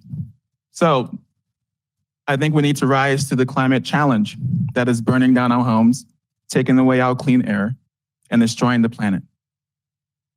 We need to finalize the sustainability plan. So I believe we have a draft one that's been in draft for over a year now. Let's finalize that and let's put in more aggressive targets. We need stricter requirements on new development to be net zero energy by a particular timeline. We need to get serious about the things that are in our control, like municipal composting, for example. We need more subsidies for eco-friendly home improvements. I think we can build a just and healthy city if we just get tactical with our sustainability plan, take it seriously, talk about it more, and really just start to implement it. Next, outreach. So on the campaign, there was an overwhelming desire from residents for better communication from the city and from the city council. I think too often we put the responsibility of outreach on our employees in the city and not enough on ourselves as councilors. Residents don't want town halls. They don't want to come to city council sessions. They don't want water sessions. They don't have time for that. They have jobs, 2, 3 jobs. They don't want to come to City Hall and just to find out what's going on. They want you to meet them where they are. And where are they? They're at home, they're online, they're on their phones. Let's create a multimodal strategy that includes door knocking, particularly from counselors on an ongoing basis. That includes phone calls, texting, social media, newsletters, email. I agree with Mayor Pro Tem Damat on tracking metrics, right? So when we talk about outreach, we need to start tracking our outreach. How many folks are actually taking or are viewing our Facebook page or Instagram page or texts? How many are opening emails? Let's start tracking real metrics and tracking against those metrics. That's the only way to improve and get better. So I believe that we need to scrap the existing communication strategy of the past and start over. Let's just start from scratch, because if not water or housing or economic instability, the most prevalent theme from all the residents was that the city does a bad job at communication. So that is solely in our power to change, and we should. So let's start over. Let's leverage the latest technologies to improve our communication. We need all of us on the dais to actually participate in communicating with residents directly. And then transparency. So I propose that this council commits to revolutionary levels of transparency to our residents in all areas, including information sharing and decision making. One critical area where we can lead by example is the internal review report that was conducted by a third party of our police department. Residents, reporters, others have been asking me for this report, and I have to tell them that I haven't even seen it. I call for the full and immediate release of this report. It's the right thing to do. It will show our residents that this is a new start, that we are leading from the front, and we are not hiding anything. In other matters, let's invite the public into the decision-making table. Let's gather more input more often. Let's ensure we have statistically valid surveys, for example. We shouldn't have 20-person surveys. That's not valid at all, and nor is it effective in actually making a decision. So let's start making sure that when we collect input, it's real, it's valuable, and it's a robust volume of residents from different areas of the city too. And I think that we should do good and lead by example in protecting our most vulnerable whenever we can. Let's promote gun safety. Let's raise the ages to 21 for purchasing semi-automatic rifles. Many of our neighbors are looking into this right now. As the rise of gun violence is taking over many cities right next to us, our families are scared. They're scared that the city is not doing anything about it. They're scared that we are too scared to actually make bold statements just to say that gun violence is a bad thing, right? We shouldn't be, and I think it's the right thing to do. Finally, on the issue of water, and not just water, but all the various investments that we want to make, I believe that we need to institute or establish a public bank of Westminster. During the pandemic and for decades before that, our small businesses have seen private banks slow down lending, slow down refinancing, withholding help when it was needed the most. These banks engage in fee charging and revenue maximization rather than getting loans out to those in need. Many Westminster small businesses have shut down and many have been denied these loans. Municipal bonds, which is the primary method of how we actually invest in water infrastructure, for example, they're very expensive. We pay millions of dollars in interest fees to these private banks that are in New York, basically. And they charge these rates that force cities like Westminster to pay millions of dollars more than we actually need to, more than the actual cost of the infrastructure. This forces the city to then pay for these bonds by raising water rates more than we actually need to. But there are other ways. There's enough wealth out there that just needs to be placed under local control. I would like the city to explore the establishment of a public bank. And it's basically a bank that's owned by the government, operated by professional bankers. It holds the taxpayer deposits and it self-finances investments for the public good. The mission of the public bank is to serve the public first and foremost. It keeps the money flowing within our city and it responds to the needs of the community. It builds community wealth by generating benefits that remain local. Many cities and states across the country, such as San Diego and North Dakota and Chickasaw, are installing or have installed a public bank. Many are looking into it right now because it's socially and environmentally responsible. I believe it holds the potential to improve many areas that directly impact our city, including water infrastructure, housing that's affordable, renewable energy, and small business development. That's all I got. Thank you. Thank you. Well, I put my stuff down as I heard it on the campaign trail, and so I'll just read them. And too many apartments. Downtown, they weren't liking it. Water, we heard that about cost, not affordable. The tiers versus other cities. Communication, it's missing at all levels. Business trying to lease or rent, and the city says no. Developers being told what they have to do if they want their project approved, not having a decision maker at the table when the developers are trying to make their presentations. Not a beautiful city anymore. And I know that from walking. When I had weeds taller than myself, it was a little difficult to get to the front door.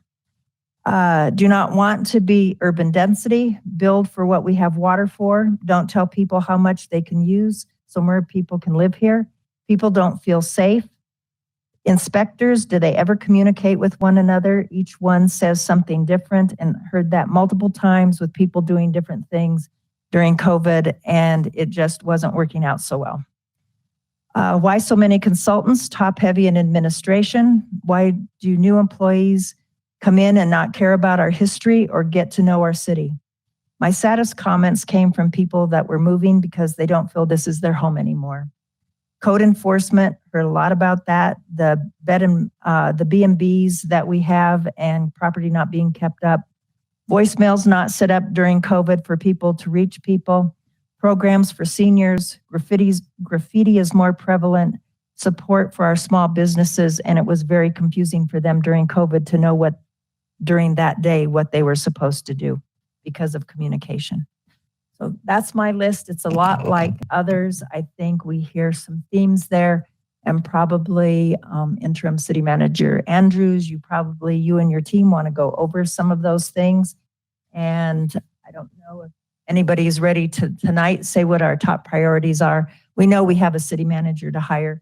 That's going to be one of those priorities. And you heard a lot of other things that we have. Councilor Seymour? Oh, sorry. I thought you were waving me down. Any other comments? Mayor Pro Tem. So something that you guys jogged my memory on that I did hear a lot of, and so this is an interesting thing, the theme of communication, and maybe I blew by that because I'm used to us. We actually have, as a council, been trying to address that. I don't know that we've found the silver bullet, but I've shared in the past with the former council, and I'll share now with this council, one of the things that I think is unique through my 4 campaigns and being on city council for 4 years is the idea that people don't feel that their neighborhood is tended to. And that is, it's interesting because it's always a certain area who thinks that, but then I go across the town and the other side of town thinks the same thing. And to me, that has always meant that we have a communication barrier, whatever it is. And so I'm glad that we have, as a city, have recognized that and we're trying to address it. But I certainly think that, we're not there yet. So the other thing that I heard a couple councilors mention was code enforcement. And so as well as, that's why some neighborhoods have HOAs. So I'm from the countryside area, grew up there my whole life. Most people that live there aren't in an HOA. There are little pockets of HOA between Walnut Grove and countryside where they have some of the newer developments that do have HOAs. But a lot of what I heard is actually that as a city, we have went away from being proactive in code enforcement and leaving it to kind of call it snitch on your neighbor, which a lot of people aren't comfortable with. And what I found is by the time people were comfortable with it is because they were so angry at their neighbors that, now you have a bad situation because, it's out of pure anger that a neighbor won't take care of their property and maybe that's hurting the neighbor's property. So I certainly heard that in a couple of different areas, particularly the ones that don't have HOAs, where they feel like the city needs to do a better job in proactively doing code enforcement. And I know that's a budget area, but I certainly would advocate for us to look at how we can increase being proactive in those areas that don't have HOAs guiding rules to make sure people are taking care of their property, because that does impact your neighbors when you don't take care of your property. Anyone else? Oh, sorry, Sarah. On that note, that's with respect to neighborhoods, if there is a venue that we can create or some kind of toolkit for neighborhoods to self-organize so that they can communicate with one another in a more organized fashion, that might be something that we can pursue because it can be a vehicle, as I mentioned, for a lot of the issues and things that, and just for us, that we want to convey to our neighbors and to our residents, I should say. One additional thing that I forgot to mention that I would like us to consider is having organizations that are out working in the community actually come and spend some time with us, maybe on a quarterly basis or what have you, like Growing Home or other organizations that are talking to the residents that we have a hard time as staff and as council members reaching. And there are a couple of ways to do that. We can either, as a city, employ community navigators, i.e. people that are out in the community that are already leaders in the community, but that they are, one, paid, but two, have the trust already with the community. And then they can come and give us the input that we desire, but also, again, to just have organizations have some time so that we understand what's going on. So that's the last thing.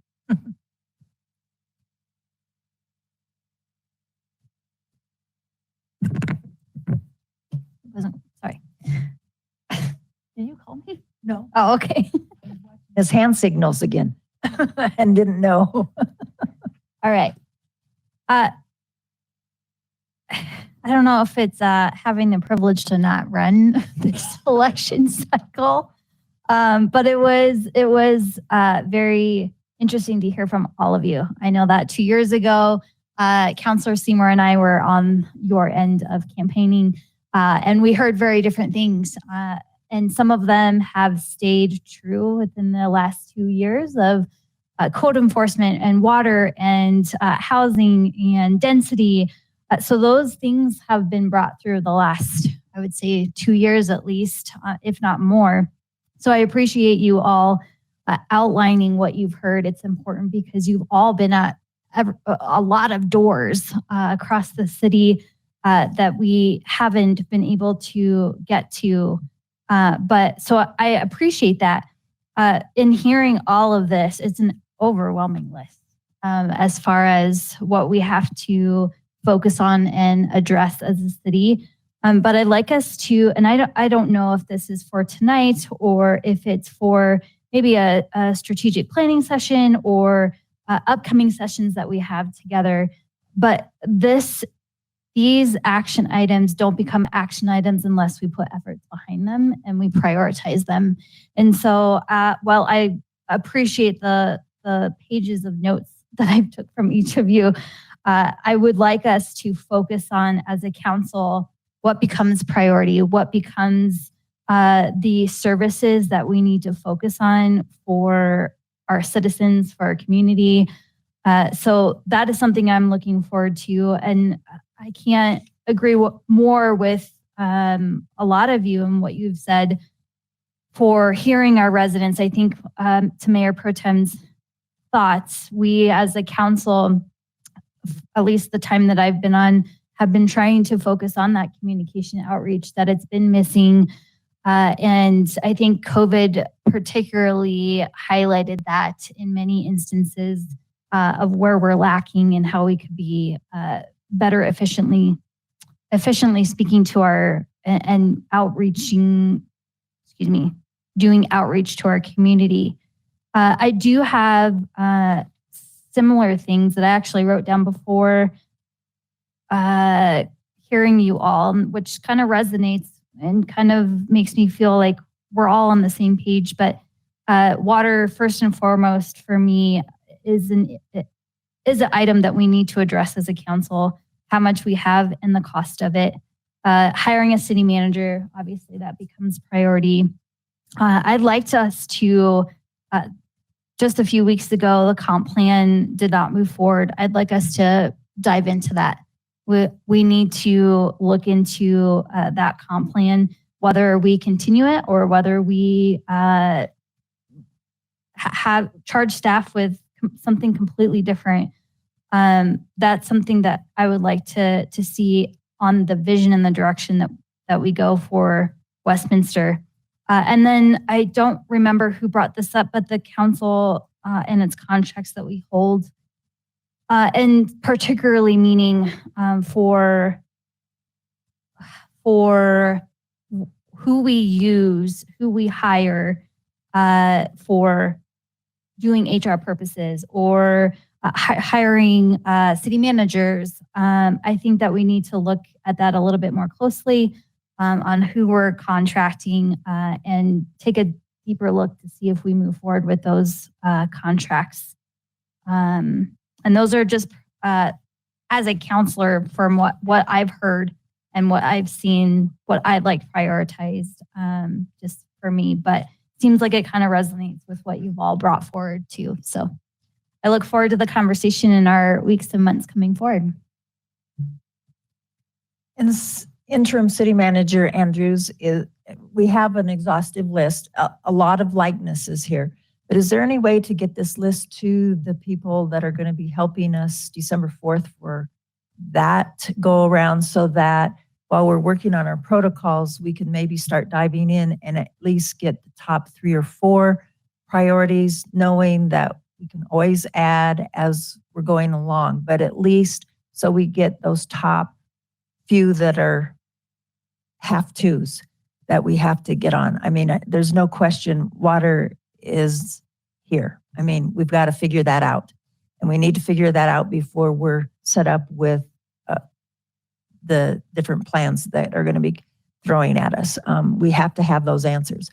But if you can get this list to them, or the sound bite from all of this, if they're willing to listen, or whatever we can do so that they get these lists, they're going to see the commonalities and be able to sift through some of that and help us get organized for next steps.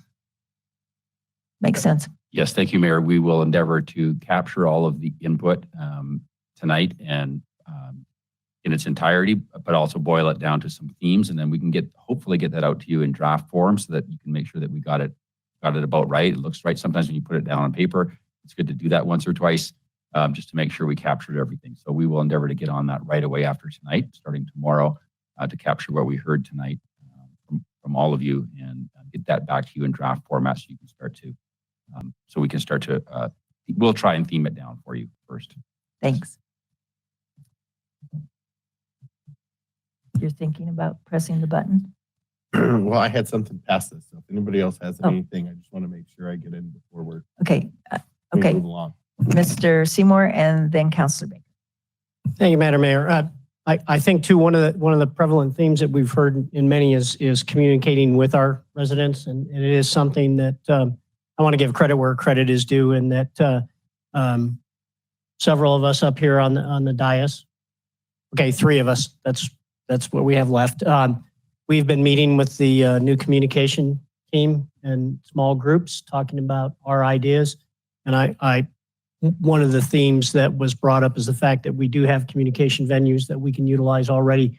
65% of the homes in Westminster are in HOAs. Those are active and engaged boards that we can help use them for communications. We have community outreach groups that spend a great deal of time with residents. Growing Home is always mentioned as far as that too. So how do we utilize what's already there and then have a multifaceted approach to outreach to our residents? So I appreciate our communication people spending those evenings with us and listening to what we have to say as far as our ideas on outreach too.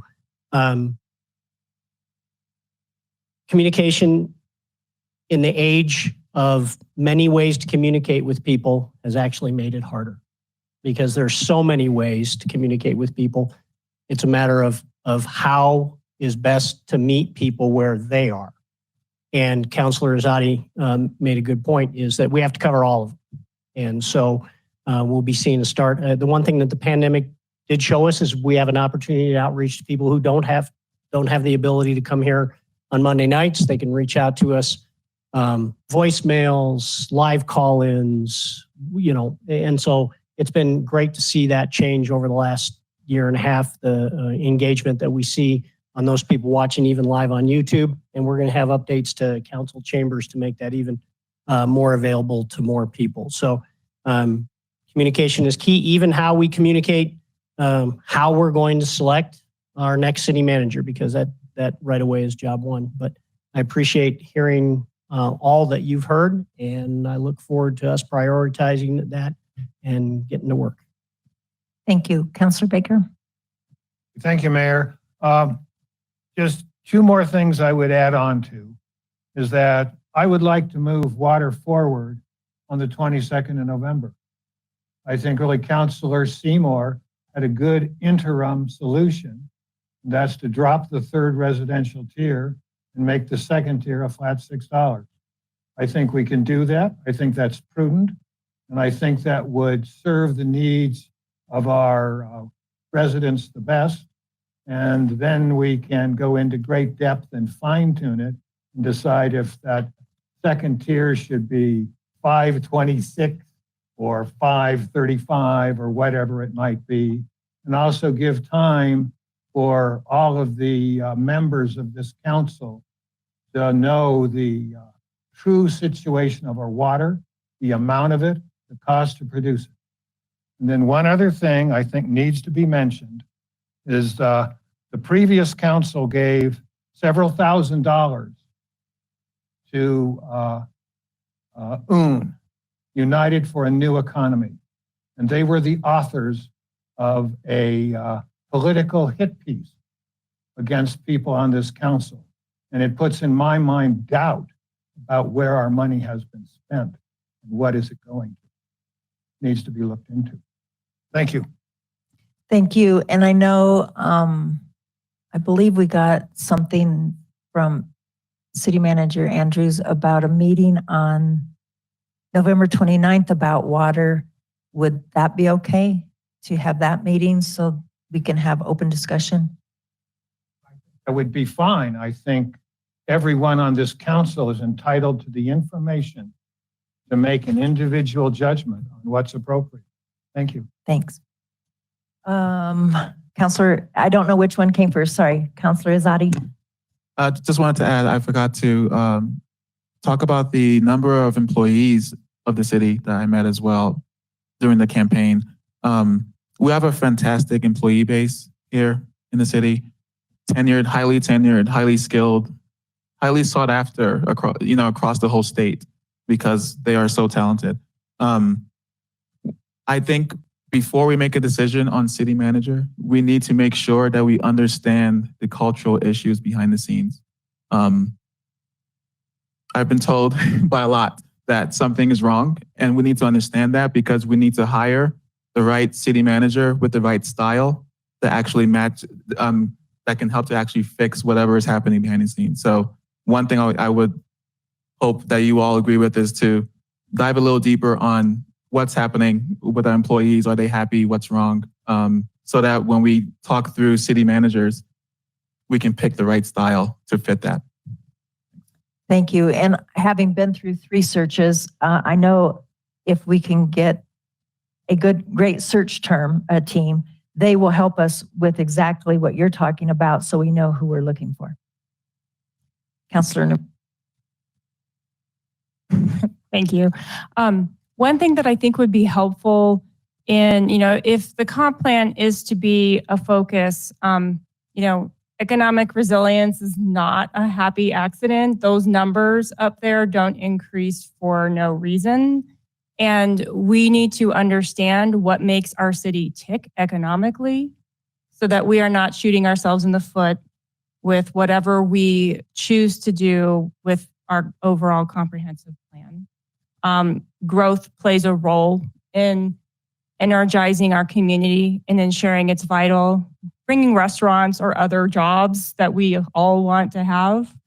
And so a strong understanding of economic development and fiscal health needs to play into how we view our overall growth and our comprehensive plan. Thank you. Anything else? Moving on, Mayor Pro Tem. Thank you, Mayor. One thing I forgot to mention was the chamber asked me to do the what has been traditionally the mayor's update as we transition to a new mayor. And I know that Julia Abdel, who's the CEO of the Westminster Chamber, is meeting later this week with Mayor McNally. And I know you have some ideas about what that looks like going forward. But one of the things that came up on the update today, they wanted me to do kind of an election recap. And so one of the things we went through all the different ballot initiatives that Westminster went through. And so I'm not positive I gave the right answer. And I prefaced that when I got a text message from a colleague that maybe I was wrong, although me and another colleague thought my information was right. And what that is the marijuana initiative. And so my understanding was if the first one passed, then the state rule dictates what the tax would be. What I was told was if the additional tax piece failed, then the first piece failed. So I want to make sure that I get the right information and we can put it on the record, and I can also follow up with Juliet on what the proper information is so she could share it with her viewers. Thank you, Mayor Pro Tem DeMott. So the 2 marijuana questions that were on the ballot were linked together. And the first question was expressly contingent on the passage of the tax. That was the second question.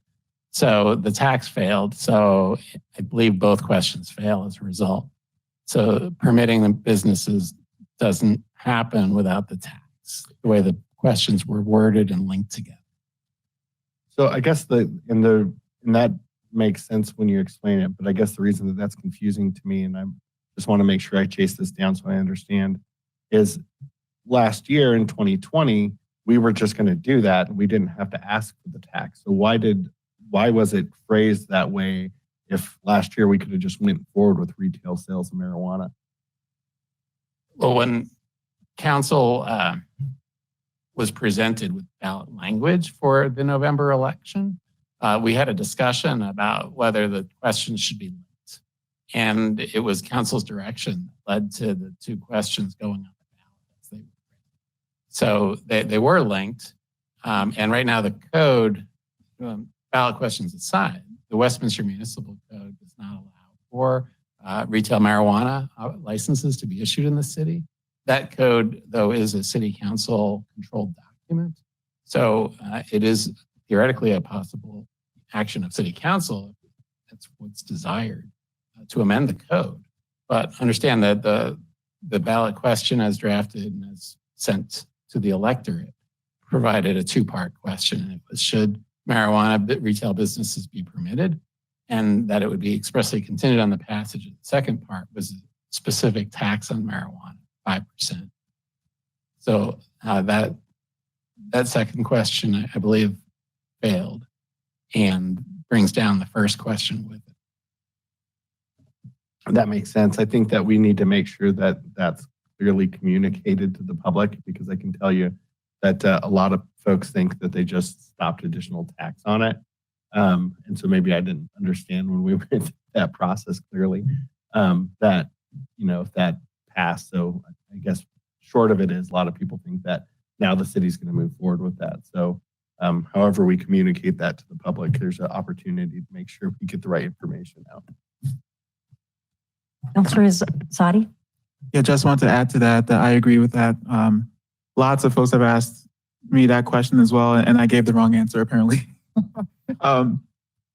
Definitely for a ballot question. I'm not sure where that question. So you said that council made that call of linking it. It was very confusing. It wasn't worded clearly, and I think probably the majority of residents don't understand what they voted for. So we gotta look at that whole process of how those get on ballots and how they're worded. But that brings me to another thing that I forgot to mention as well. The city charter. So I think it was Councilor Smith many months ago that mentioned this, that I agree with. We need to simplify the city charter in layman's terms. Let's work. So I'm not sure if a working group or however we can do this to really just take that charter and break it down into a few pages of what does it really mean? What does each code means? Because citizens do not understand it. And that should be the basis of how we communicate documents, right? Of how we push things out is, do you understand this? Can a fourth grader understand the city charter and a fourth grader can't? So I think generally all the legalese and the wording that we choose to use as council and in our documents need to be simplified, oversimplified, so that more people can engage in the political process. And that might actually spark more people coming to these sessions if they understand what's going on. Thanks. Thank you. Anything else under this section? Otherwise, we do have an executive session. Oh, Yes. Councilor Smith. Thank you. Thank you, Mayor Pro Tem, for bringing up that thought. I think that, and Mr. Frankel, I had just out of my own curiosity, as it sparked from a vote that we had on the opioid crisis 2 weeks ago, that kind of sparked my question as far as, okay, so if this passed, then what does this look like that the tax didn't? And so I think if you have counsel, and maybe this is more for Mr. Andrews, but if you have counsel that have different answers, that's a problem in and of itself. So if we could, if we could even just do a recap to our residents as far as where we landed and what it means in layman's terms, I think that will be an extremely helpful scenario, because we had a lot on our ballot this time around. And again, I don't know if it was necessarily understandable to an extent of just reading it and understanding what that means. So if we could have just kind of a breakdown to our community, to our neighbors, that of what it meant and how the vote turned out, I think that would be helpful. So Anything else?